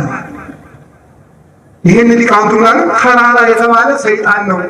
ተራራ ከፍ ያለ እንደሆነ ሰይጣንም ራሱን ከፍ ስለሚያደርግ በትዕቢቱ ተራራ ተብሏል። ፍጹም እምነት ያለው ሰው አጋንንት በሱ ላይ ርስት የላቸውም። ስለዚህ ከዚህ በኋላ ይነግራቸዋል። ራሳችሁን ፈርማችሁ ለአጋንንት አትሽጡ። ዳዊታችሁን ንገሩ። ንስሐ ከገባችሁ ከቤተ ክርስቲያን ስርዓተ አምልኮ ካልተለያችሁ አጋንንት በእኛ ላይ ስልጣን የላቸውም። ስለዚህ እግዚአብሔር በረከቱን ያሳድርብን። እንዲህ ከብረን እንድንኖር ክብራችን እግዚአብሔርን ከመተው ይሰውረን። እግዚአብሔር አጋንንት መጫወቻ ያደረጉን ክብራችን ትተን፣ ክብራችን እግዚአብሔር ነው። እንዲህ ይላል እግዚአብሔር በኤርምያስ ላይ አድርጎ ሕዝቤ ክብሩን ለማይረባ ነገር ለወጠ ይላል። ሕዝቤ ክብሩን ለምን ለወጠ? ለማይረባ ነገር ለወጠ። የማይረባ ነገር ምንድን ነው? ከእንቅልፍ ያተረፍነው ምን አለ? እስኪ ንገሩ። ሌሊት ብንጸልይ ኖሮ ከስንት ፈተና እንድን ነበር። ለማይረባ እንቅልፍ ከእንቅልፋችን 1 ሰዓት መቀነስ አቅቶን ሌሊት ተኝተን በማደራችን ወደ ፈተና ገባል። ባለቤት ምንድን ነው ያለ? ትግሉ ወጸልዩ ከመ ይጥፋ መንሱት፣ ከፈተና እንድትድኑ ምንድን ነው ያለ? ምን ብላችሁ ጸልዩ? ጸልዩ ይቻላል። ታግታችሁ ትጋት ማለት እንቅልፍን መቀነስ ናት። ትጋት የተባለችው ለማይረባ እንቅልፍ ለምን እናድራለን? ፈተና በራሳችን ላይ እናመጣለን። ለማይረባ እንጀራ ክብራችን ትተን የለም። ለማይረባ ነገር ከመጠጡ ያተረፈው ምን አለ? ከዘፈኑ ያተረፋችሁት ምን አለ? ዘፈን ያለው ድርቅ ነው። ዘፈን ያስኮንናል። ያስኮንን የሰርግ ጊዜ አሁን ቄሱም እያስነካው ነው አሉ። ሰርግ ይሄንን እስክስታ ማለት ነው። ዲያቆን ከዘፈነ ፍየል ዝም። ይሄ ነውር ነው እውነቱ ማለት ይሄ ነውር ነው።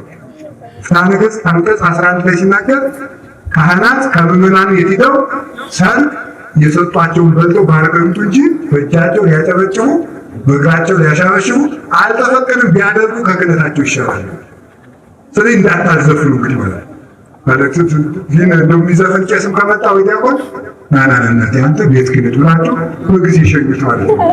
አንዳንድ ጊዜ እኮ ምዕመንም ያሳፍራል። እውነቴን ነው። አንዳንድ ምዕመን ጥሩ ነው።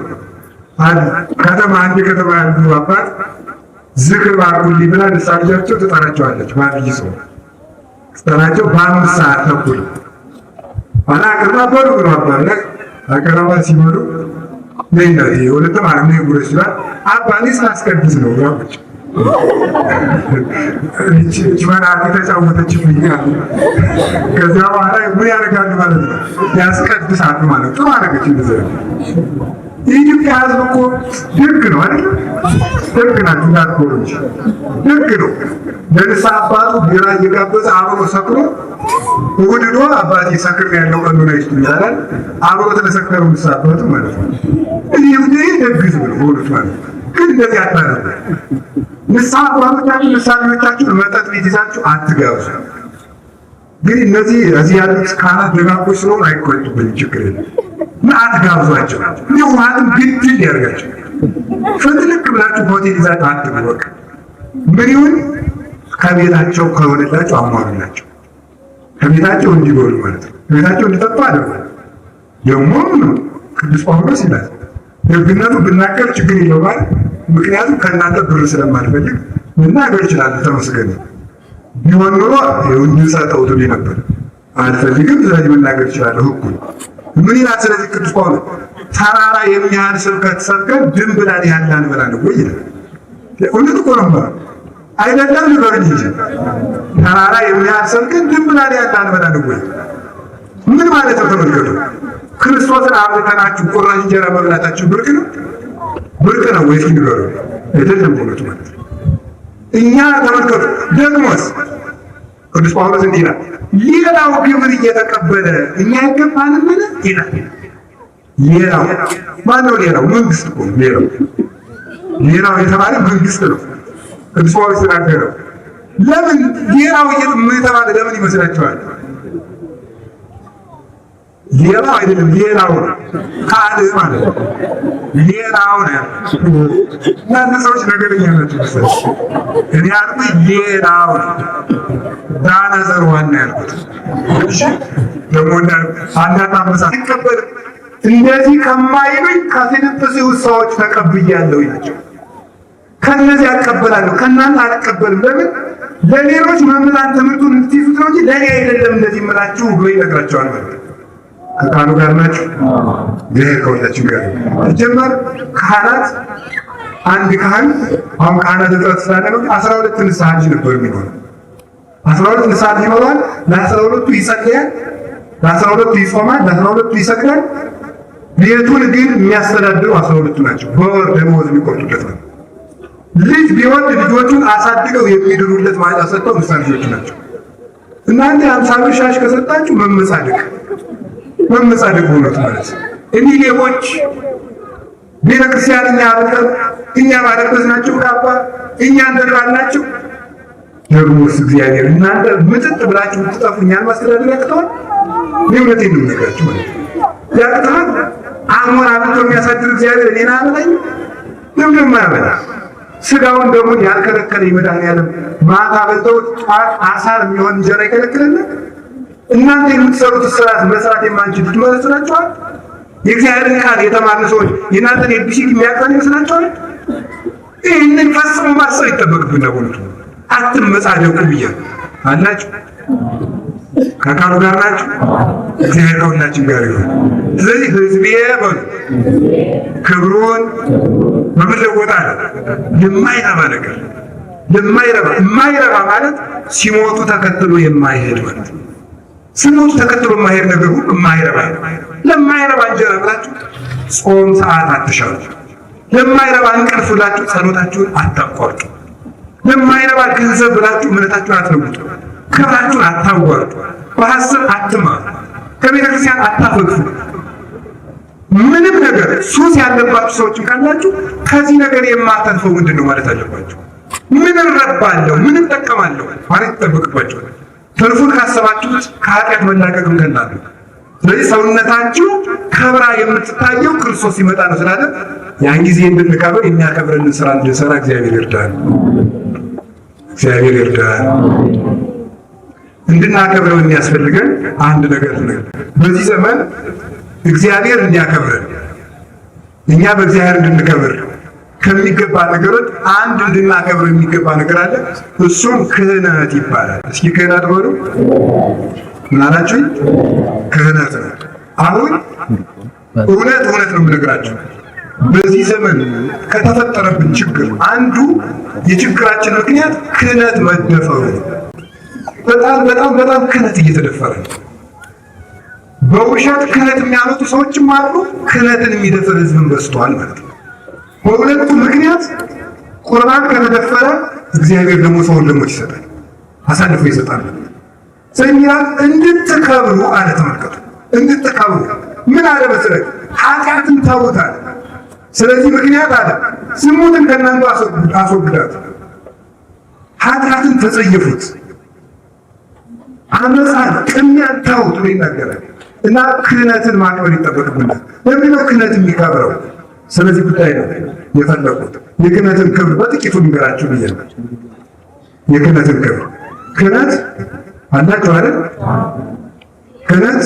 ክህነትን የሰጠ ራሱ መድኃኒዓለም ኢየሱስ ክርስቶስ ነው። ባጭሩ ሁሉም ሰው ሳይሆን ለጥቂት ሰዎች ክህነትን ሰጥቷል። ያ ክህነት ምንድን ነው ስትሉኝ፣ ጌታችን ኢየሱስ ክርስቶስ ለሐዋርያት የሰጠው ስልጣን ነው። ክርስቶስ በምድር ላይ ሲመላለስ 5 እንጀራ አበርክቶ ለ5000 ሕዝብ አብልቷል። 5000 ሕዝብ መብሉን 5000 ሕዝብ ተሳትፎታል። ክህነቱን የሰጠ ግን ለ12 ሰዎች ብቻ ነው። እየተረዳችሁ ነው። ፈውስ ብዙ ሰው አግኝቷል። ጤና ብዙ ሰው አግኝቷል። ትምህርት ሁሉም ሰው አግኝቷል። ክህነት ግን የሰጠው ለስንት ነው? 12 ብቻ። የሰጠው ለቅዱስ ጴጥሮስ ነው። ክህነት የመንግስተ ሰማያት መክፈቻ ቁልፍ ነው። የማቴዎስ ወንጌል ምዕራፍ 16 ቁጥር 19 ላይ እንደተቀመጠው ወበከመራው ዘመንግስተ ሰማያት የመንግስተ ሰማያት መክፈቻ ቁልፍ እሰጥሃለሁ። በምድር ያሰርከው በሰማይ ይታሰራል፣ በምድር የፈታኸው በሰማይ ይፈታል ብሎ ተናግሯል። ስለዚህ የመንግስተ ሰማያት መክፈቻ ቁልፍ መንግስተ ሰማያት ቤት ብትሆን መንግስተ ሰማያት ወደሚባለው ቤት መግባት የሚፈልግ ሰው ቁልፉን ማግኘት አለበት። ያ ቁልፍ ምንድን ነው? ክህነት። ለቅዱስ ጴጥሮስ የተሰጠው ያ ክህነት ኃጢአትን ይቅር የማለት ስልጣን። አሁን ብዙ መናፍቃን ይላሉ እግዚአብሔርን ፍታኝ ማለት ሲገባ ለምን ቄስ ነደን ይፍቱኝ የምንለው ይላል። ለማወናበድ ሲፈልግ ለምን አባት የሚይዘው ራሴ ክርስቶስን ፍታኝ አለውም እንዴ? ዙሪያ ምንም የሚያስፈልገው ለምንድን ነው ብለው ይናገራል። ግን ጌታ እንዲህ አለ። የዮሐንስ ወንጌል ምዕራፍ 20 ለንስሑ መንፈሰ ቅዱስ መንፈስ ቅዱስን ተቀበሉ ለለሃደግሙ ኃጢአት ይታደግሉ ኃጢአትን ይቅር ላላችሁለት ኃጢአቱ ይቅር ይባልለታል። ወለለ ኢሃደግሙ ኃጢአት ይታደግሉ ኃጢአታቸውን ይቅር ላላላችኋቸው ግን ኃጢአታቸው አይቀርላቸው። ተመልከቱ፣ እናንተ ኃጢአቱን ይቅር ያላችሁለት ሰው ኃጢአቱን እኔ ይቅር እለዋለሁ አለ። ለማን? ለሐዋርያት። እናንተ ኃጢአቱን ይቅር ያላላችሁትን ሰው ደግሞ እኔም ኃጢአቱን ይቅር አልለውም አለ። ስለዚህ ተመልከቱ፣ እናንተ ይቅር ማለት ትችላላችሁ ብሎ ይቅር የማለትን ስልጣን የሰጣቸው ማነው? ክርስቶስ። ክርስቶስ ሐዋርያትን ይቅር ማለት ትችላላችሁ ካላቸው ይቅር የማለት ስልጣን የተሰጠውን ሰው ይቅር ባልኝ ማለት ይችላል ማለት ይቻላል። ምክንያቱም ይቅር በል ብሎ የሰጠው ማን ስለሆነ? ክርስቶስ ስለሆነ። ይፍቱኝ ጴጥሮስ ሆይ አለ፣ አንተ ያሰርከው እኔም በሰማይ አስረዋለሁ ካለው አንተ የፈታኸውን እኔም እፈታዋለሁ ካለ ጴጥሮስ ፍታኝ ማለት ይቻላል። ምክንያቱም አንተ የፈታኸውን እኔ እፈታለሁ ብሎታል። ስለዚህ ቅዱስ ጴጥሮስ ፍታኝ ካለ ክርስቶስ ይፈታኛል ማለት። ምክንያቱም ምን ብሎ ተናግሯል? ዘኪያክሙ ተወክፈ ኪያየ ተወክፈ፣ እናንተን የተቀበለ እኔን ተቀብሏልና ብሎ ተናግሯል። እናንተን የተቀበለ እኔን ተቀብሏልና። ሐዋርያትን የተቀበለ የሐዋርያት ጌታ ክርስቶስ ያድርበታል። አብን መንፈስ ቅዱስን መጥተው ያድሩበታል። ስለዚህ የመንግስተ ሰማያት መክፈቻ ቁልፉ ክህነት ነው። የኃጢአት ይቅርታ ማግኘት የሚቻለው በሐዋርያት ክህነት ብቻ ነው። የኃጢአት ይቅርታ ቁልፉ የጠፋበት ሰው ወደ ቤቱ እንደማይገባው መስኮት ካልሰበረ በቀር ከሰበረ ደግሞ ሌባ ነው።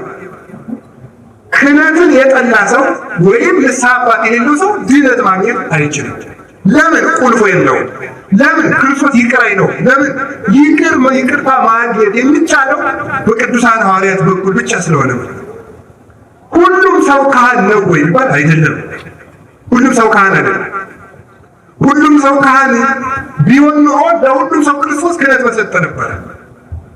ቅዱስ ጳውሎስ ይህንን ብዙ በደንብ አድርጎ አስረድቷል። ሁሉም አካላችን አይን ነው ወይ ነው ወይ መልስ እንጂ ሁሉም አካላችን ጆሮ ነው። ሁሉም አካላችን እግር ነው። ለምሳሌ እግራችን አይን ቢሆን መራመድ እንችላለን። በቃ በቀን ሙሉ ስናለቅስ ነበር ሙሉ ማለት ነው። በታች እየወጋን ሙሉ ማለት ነው። ሁሉም አይን አይሆንም። ሁሉም ጆሮ አይሆንም። ሁሉም ካህን አይደለም። ቅዱስ ጳውሎስ ለጢሞቴዎስ ሲልክለት በአንደኛ ጢሞቴዎስ ምዕራፍ 3 ላይ በማንም ሰው ላይ እጅህን አትጫን ብሎታል። እስኪ በሉ በማንም ሰው ላይ ብሎ ምን አጥበና ያለ እጅህን አትጫን። እጅ የሚጫንበት ለክህነት የተመረጠ ሰው ነው። ሌላው ምዕመን እጅ አይጫንበትም ለክህነት ማለት ነው። ማንም ሰው ካህን አይሆንም ብያለሁ።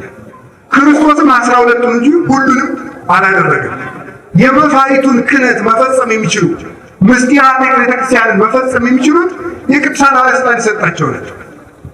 ጌታ ሐሙስ ማታ ስጋውን ደሙን የሰራው ለዓለም ነው፣ ለሐዋርያት ብቻ ነው። ስጋው ደግሞ ለማን የተሰጠ ነው? ለዓለም ነው። ግን ሐሙስ ማታ ያቆረበው ግን ለማን ብቻ ነው? ሐዋርያትን ብቻ ነው። ለምንድን ነው ሁሉንም ሰው ያላቆረበው? የዛለ ሲባል የዚያለቱ ቁርባን የምስጢረ ቁርባንና የክህነትን ምስጢር የሚያሳይበት ቀን ስለሆነ ነው። የዛለት ቀዳሾቹ የቆረቡበት ቀን ነው። ለቀዳሾች ያስተማረበት ቀን ነው። ከዚህ በኋላ እናንተ እንደኔ እያደረጋችሁ እሱ ቀድሶ እንዳቆረባችሁ እናንተም እየቀደሳችሁ አቁርቡ ብሎ ሰጥቷቸዋል። ስለዚህ ማንም ሰው ክህነትን ጢሞቴዎስን ተመልከቱ፣ ለተመረጠ ሰው ስጥ ብሎ እንደተናገረው ዲያቆናት እነማን መሆን እንዳለባቸው ለይቶ ተናግሯል። አንደኛ ጢሞቴዎስ ምዕራፍ 3 ላይ አሁን የሚጠቅሱት ሰዎች አሉ። አንደኛ ጴጥሮስ ምዕራፍ 2 ላይ ቁጥር 5 ላይ ሁሉንም ሰው ለክህነት ተመርጧል ብለው ይጠቅሱታል። ሰዎቹ ከኦርቶዶክስ ተዋሕዶ እምነት ውጭ የሆኑ ሰዎች ፕሮቴስታንቶቹ ሁሉም ምዕመን ክህነት አለው ይላል። ምክንያቱም ራሳችሁን ለተመረጠች ቅድስት ክህነት ራዕየ ዮሐንስ ምዕራፍ 1 ላይ እግዚአብሔር ያገለግለን ዘንድ ካህናት አድርጎ ለመረጠን የሚል ጥቅስ ስላለ ሁሉም ክርስቲያን ካህን ነው ይላል። በጣም ጥሩ ነው። ሁሉም ክርስቲያን ካህን ነው አይደለም? ነው ያሱን ብላችሁ ነው። ሁሉም ክርስቲያን ካህን ነው ማለት ምን ማለት ነው? ሁለት አይነት ክህነት ነው ያለው። አንደኛው ምስጢራት የሚፈጸሙበት ክህነት። ምን የሚፈጸሙበት?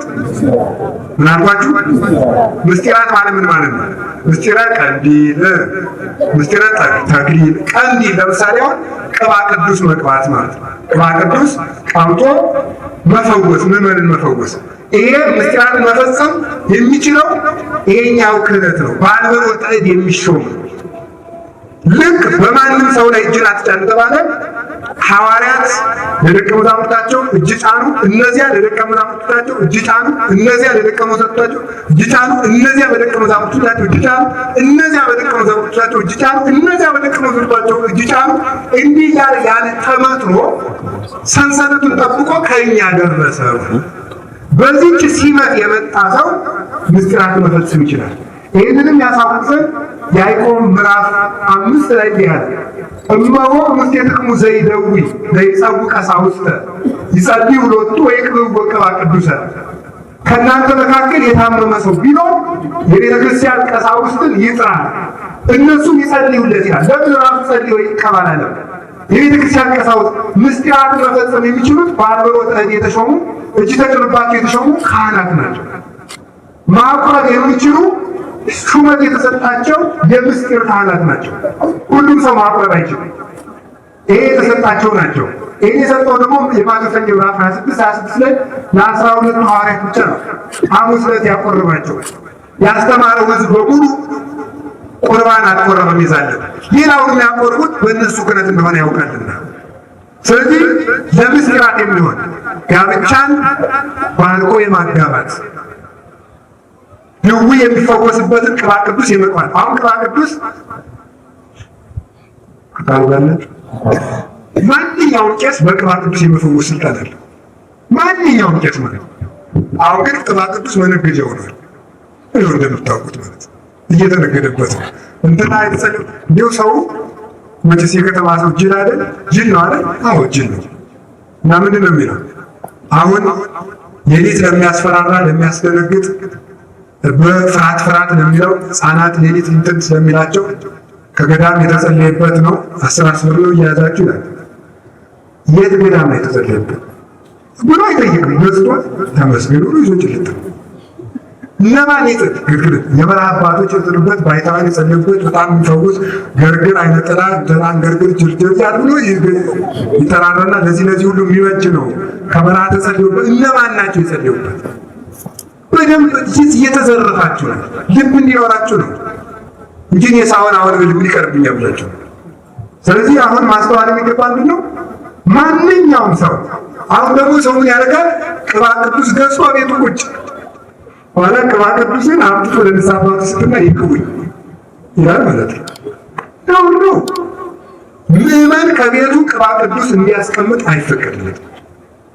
ከቤተ ክርስቲያን አባቶች ናቸው አውጥተው ከተቀደሰበት ነው አውጥተው መቅባት የሚችሉት። ከተቀደሰበት ከመብራቱ አውጥተው የሚቀቡት። እንዲያውም ካህናት ስለሚያንሱ ነው እንጂ 7 ቀሳውስት ጸልየው ነው ድውዩን የሚቀቡት ራሱ እንደ ቅዳሴ ማለት ነው። 5ቱ ተሟልተው እንደሚቀድሱ የቤተ ክርስቲያን ቀሳውስትን ይጥራ ተብሎ ተነግሯል። ማቁረብ የሚችሉ እነዚህ ናቸው። ስለዚህ ማቁረብ፣ ማጥመቅ፣ አጥምቁ የተባሉ ሐዋርያት ናቸው። ማንኛውም ክርስቲያን ማጥመቅ አይችልም። ይሄ ክህነት የለውም። እጅ ተጥሎበት በአንሮተን የተሾመ ሕጉን ያሟላ አራት ነገሮች አሉት ራሱ። መጀመሪያ የተማረ ንጽሕና ያለው የተፈተነ ከዚያ የተሾመ ከዚያ የተላከ አራቱን ያሟላ ነው ቄስ የሚባለው። ይማራል ከምን ከመምህራን እይኩን አሐዱ ቀሲሰ ዘኢያእመረ መጻሕፍተ አምላካውያት ወፈድፋደሰ አርባዕተ ወንጌላት አምላክ ወዶ ያጻፋቸውን ብሉይና ሐዲስን ያልተማረ ሰው ቄስ እንዳይሆን ይላል መጽሐፍ። ቅስና እንዳይሰጠው ብሉይና ሐዲስ ያልተማረ እንዳይሰጠው ተብሏል። አሁን የት እንደመነኮሱ ማናውቃቸው የት እንደተማሩ ማናውቃቸው መጣው ቤተክርስቲያን ይነዱታል። ይህንስ እንደ በግ የት ተማራችሁ? ገልጦልኝ እግዚአብሔር ገልጦልኝ የቆሎ ሁሉ ሐዋርያትን ታዲያ 3 ዓመት ለፍታ ያስተማረ አይገልጥላቸውም ብሎ ሐዋርያትም እኮ ተምረው ነው። ሐዋርያት ከክርስቶስ 3 ዓመት ተምረው ከሆነ የተሾሙ ምንም ሳትባል አንተ የሚገልጥልህ ለምንድን ነው? ይሁን አይደለም እንዴ? ዋለ ቅዱስ ጳውሎስ ገልጦለት የት ነው ያለ ማውቆ ሌባ ነበር እኮ አንተ ምንድነው ጋር ከመሸለቱ ሊለው ማለት እንደዚህ እኮ ደግሞ እንዳንለው እግዚአብሔር የኃጢአተኞች አምላክ ወንበዴዎችን ለቅዱስ ጳውሎስን የጠራ አምላክ እኔንም ጠራኝ ይላል። ወደ ተጋጠገ ቅዱስ ጳውሎስ እኮ 46 የብሉይ ኪዳን መጽሐፍ የተማረ ሊቅ ነው። በተማረው ላይ ነው ሐዲስ የጨመረለት። ስለዚህ መማር አንዱ መስፈርት ነው። የተማረው ደግሞ ይመረጣል። ምንድን አኮ አንተም ዛሬኩምን አለ አነ ሐሬኩክሙ ወሬሰክሙ ከመ ትሁኑ ወፍሬ ትፍሬ ወውቱ ፍሬክሙ ይነብር ለዓለም።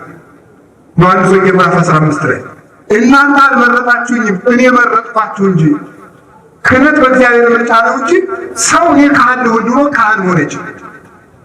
እግዚአብሔር ይመርጠዋል። እናንተ እልካችኋለሁ አለ እንድትሄዱ። አያችሁ፣ አስተማራቸው። ያስተማራቸው መረጠና ምን አደረጋቸው? ሾማቸው። ሾምና ብላቸው ምን አላቸው? ወሬሰክሙ ከመ ትሁኑ አነጻቸው፣ ቀደሳቸው፣ አስተካከላቸው፣ እምነት መሰረተላቸው፣ ጥበብ አስታጠቃቸው፣ ኃይልን ሰጠና ከዚያ ምን ላካቸው። አሁን አንድ ካህን ከየት ነው የተማረ? ማን ጳጳስ ነው የሾሙት? በምን ምክንያት ነው የተሾመ? ማን መርጦ ሾመው? ማን ላከው ተብሎ ሊነገር ይገባል። ማን ላከው ተብሎ።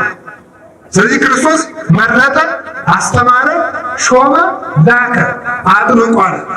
የማቴዎስ ወንጌል ምዕራፍ 28 ቁጥር 19 ላይ ዓለምን ሁሉ ሂዱና አስተምሩ አጥምቋል። የማጥመቅ ስልጣን የሰጠው ለ12 ሐዋርያት ነው። ጌታችን እስከሚሰቀልና እስከሚነሳ ድረስ ለሕዝብ ሁሉ ተገልጦ ያስተምር ነበረ። ከትንሣኤ በኋላ የተገለጠ ግን ለሐዋርያት ብቻ ነው። ለምን? በምስጢራተ ቤተክርስቲያንና ለሥርዓተ ቤተክርስቲያን በሚያስፈልግ ጉዳይ ላይ ነው ለእነሱ ጋር 40 ቀን እስከሚያደርግ ድረስ የቆየ። ስለዚህ እናንተ ዓለም እንድታጠምቁ ስልጣን ሰጥቻችኋለሁ ያለ ቀድሞ አይደለም፣ ከተነሳ በኋላ። ለምን? ሁሉም ሰው እኔም የማጥመቅ ስልጣን ተሰጥቶኛል እንዳይል ለሐዋርያት ብቻ ነው ያላቸው። ኃጢአትን ይቅር በሉ የሚለውን ቃል ለሐዋርያት የነገራቸው ከተነሳ በኋላ። ለምን?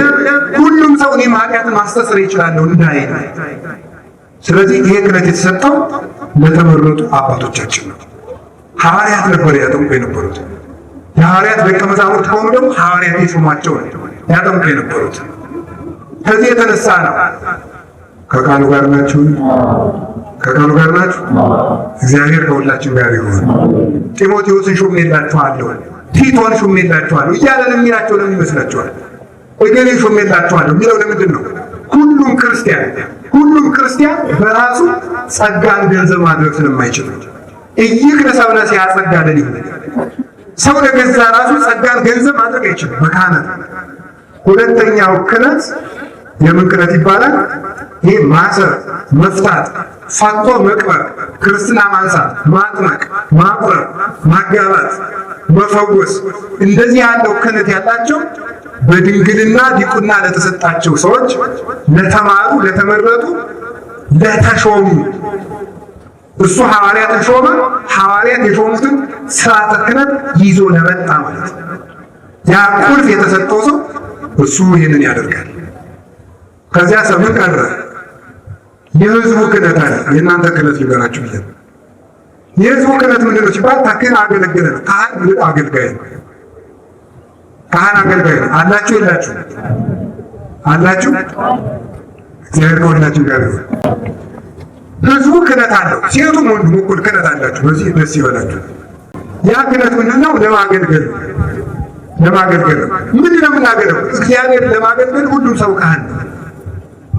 ካህን ማለት አገልጋይ ነው። የግዕዝ ቃል ነው። ካህን ማለት አገልጋይ ማለት ነው። ስለዚህ ይህንን ተሸክሞ መምጣት ማገልገል ነው።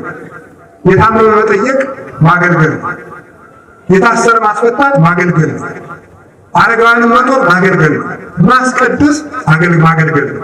ለዚህ ሁሉም ሰው ካህን ነው ይላል።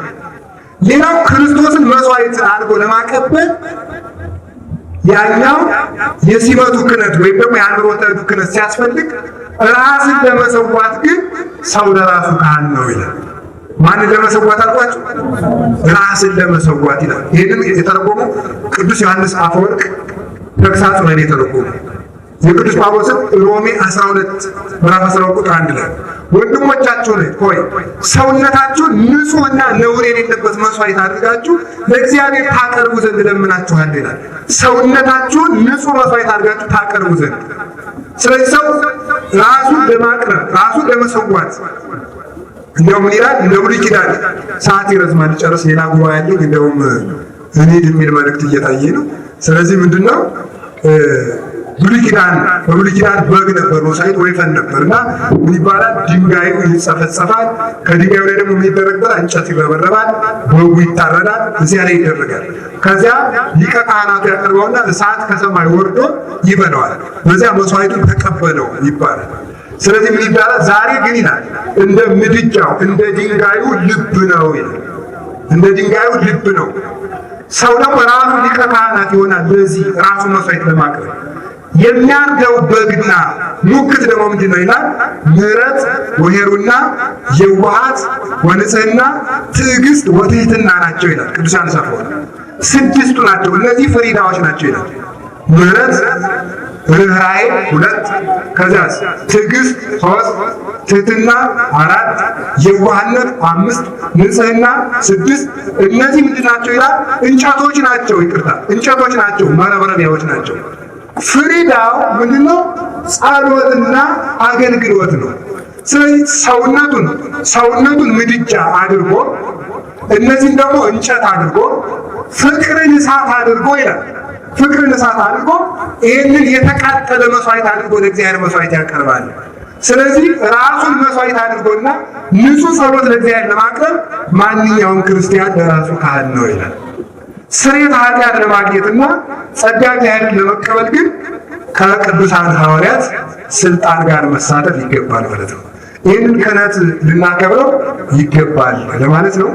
ክህነቱን ካከበርነው እግዚአብሔር ያከብረናል። ሌላ ጊዜ ከተገናኘን ክህነትን ማክበር ማለት ምን ማለት ነው የሚለውን እንነጋገራለን ማለት ነው። እና ንስሐ አባታችሁ የሚላችሁን ነገር በደንብ አድርጋችሁ ስሙ። ቀኖና ስትገቡ ንስሐ አባታችሁ ከሚሰጣችሁ በላይ አትጨምሩ። በጣም ነውር ነው። 10 ስግደት ካለ 10 ስግደት በቃ 15 አይቻልም፣ 11 አይቻልም። ምክንያቱም ምን ማለት ነው? ከካህኑ ስልጣን በላይ ነኝ እኔ ማለት ነው። አንተ ለራስህ ቀኖና እየሰጠህ ነው ማለት ነው። አይቻልም፣ እንደሱ አይደረግም። ከዛ ማታሳነሱ ያዘዟችሁን ስሩ። ለምን ምን ያለ ተመልከቱ። የሚሏችሁን ሁሉ አድርጉ ተብሎ ስለተነገረ የታዛችሁትን ስሩ። ስለዚህ ቀኖናችሁን በአግባቡ ፈጽሙ። ስትናዘዙ አትቀንሱ፣ ቀንሳችሁ አትናገሩ። ከከንሳ አባታችሁ ጋር ስትቀመጡ ለቄስ እንደምትናገሩ ሳይሆን ለክርስቶስ እንደምትናገሩ ነው ማሰብ። ምክንያቱም እናንተን የተቀበለ ተቀበለ ስለተባለ ቄሱ በገዛ አሁን ይፍቱኝ ስትሉ ፈትቻለሁ እላለሁ። እንደዚህ ምን ነው እግዚአብሔር ይሻላል። ይፍቱኝ ስትሉ እኔ ይፍቱኝ አባት ስትሉ እግዚአብሔር ይፍታ አምላችሁ ከሆነ ስትነግሩኝም እግዚአብሔር እየነገራችሁ እንደሆነ ነው ማሰብ ማለት ነው። ሰው ለንስሐ አባት ሲነግር ለእግዚአብሔር እንደነገረ ካሰበ እረፍት ያገኛል። አንዳንድ ጊዜ ንስሐ ስለጥራቸው አባት ይቀላል ቀኖና የሰጡኝና ይቅርታ የማገኝ አይመስለኝም፣ እንደው በዚህ እኔን የሚበቃኝ አይመስለኝም ይላል ሰው ማለት ነው። የሚጨነቃችሁ አንድ ዝም ብላችሁ አንድ ስገድ ብሎ ከሰጠ ይቅርታ አግኝታችኋል። አንዳንዱ ይቅርታ ያገኘ ስላልመሰለኝ ነው ደግሞ ገዳም መልሶ ሊነዘዛል። ውሃ ውስጥ የተጣለ ደብዳቤ መልሶ እንደማይነበብ ለካህን የተነገረ ኃጢአት መልሶ አያስጠይቅም። ለምን? የሰማው ማን ስለሆነ ነው? ክርስቶስ ስለሆነ ነው። ይቅርታ የሚሰጠው ማን ስለሆነ ነው? ክርስቶስ ስለሆነ ነው። ስለዚህ በክብር እንድትገለጡ ክህነትን አክብሩ። ካህናትን አትዳፈሩ። ካህናትን አትሳደቡ። እኔ እውነቴን ነው የምነግራችሁ። ኃጢአት እንኳን ሲሰሩ ብታዩ ተሰውራችሁ ሄዱ። የካህን ኃጢአት በእናንተ ላይ አይተላለፍም። ኃጢአት እንደ በእኔ ድሮ እንደሚባለው ታስቦ በሽታ የሚባል ነበራል። ምንም ያለ የሚተላለፍ ካህኑ ኃጢአት ቢሆን የካህኑ ጸጋ ውጭ ኃጢአት ወደ እናንተ አይመጣም። ኃጢአተኛ አሁን ወንበዴዎች መጥተዋል። አሁን እያሉ የሚያወናብሉ ቄሶቹ በደለኛ ስለሆኑ አሁን ቤተክርስቲያን እኮ ፈርሳለች የሚሉ ሰዎች አሉ። ክርስቶስ ሌላ መንገድ አጥቷል። ምን ማለት ነው? ቄስ በደለኛ ስለሆነ ቤተክርስቲያን በደለኛ አትሆንም። በገዛ ራሱ በደል ይፈረድበታል፣ ለሰው ግን ይቅርታን ያሰጣል። እንደምን ይሆናል የሚለው መጽሐፍ የሚለው ፍትሐ ነገሥቱ የሚለው እንደ ወርቅ ማህተምና እንደ ጎማ ማህተም ነው ይላል። ከወርቅ ማህተም ላይ የንጉሱን ምስል ቀረጽንበት፣ ቀለም ነከርንበትና አተም ነው። የንጉሱ ምስል ከወረቀቱ ላይ ይወጣል አይወጣም? አይወጣም ማለት ነው። ይወጣል። መልሱ እንጂ ይወጣል። የጎማ ማህተም ቀረጽን፣ ከጎማ ማህተም ላይ የንጉሱን ምስል ቀረጽንበት፣ ቀለም ነከርነውና ወረቀቱ ላይ አተም ነው። ይወጣል አይወጣም? ይወጣል። ሁለቱ ግን እሳት ሲመጣ ይለያሉ። የወርቅ ማህተም የተባለ ንጹህ ካህን ነው። የጎማ ማህተም የተባለ ኃጢአተኛ ካህን ነው። ሁለቱም ማህተሙን ያወጣል ማለት ሁለቱም ለሰው የክርስቶስን ጸጋ ይሰጣል። እሳት ሲመጣ ግን ይለያል ማለት ፕላስቲኩ ምን ይሆናል? ይቀጣል። ወርቁ ምን ያደርጋል? ይነጥራል ማለት ነው። ክርስቶስ ሲመጣ ለሁሉም ዋጋውን ይሰጠዋል። ለሕዝብ ግን እሱ አገልግሎቱን ይሰጣል። ምን ጨነቃችሁ እናንተ? ይፍቱ ይበሉ። የሚፈታችሁ ክርስቶስ። የምትቆሩ የቄስ መንክርን ወይም የቄስ ገብረ ኪዳን ወይም የአባ ገብረ ኪዳን አይደለም። የአምላክን ሥጋ እኮ የምትቆሩት። የሚወዳችሁ ክርስቶስ፣ የሚያጸድቃችሁ ክርስቶስ፣ የሚያወርሳችሁ ክርስቶስ። ከቄሱ ጋር ምን ቸገራችሁ? ስለዚህ እኔ የምነግራችሁ ክህነትን አክብሩ። ክህነትን እንድናከብር እግዚአብሔር ይርዳል።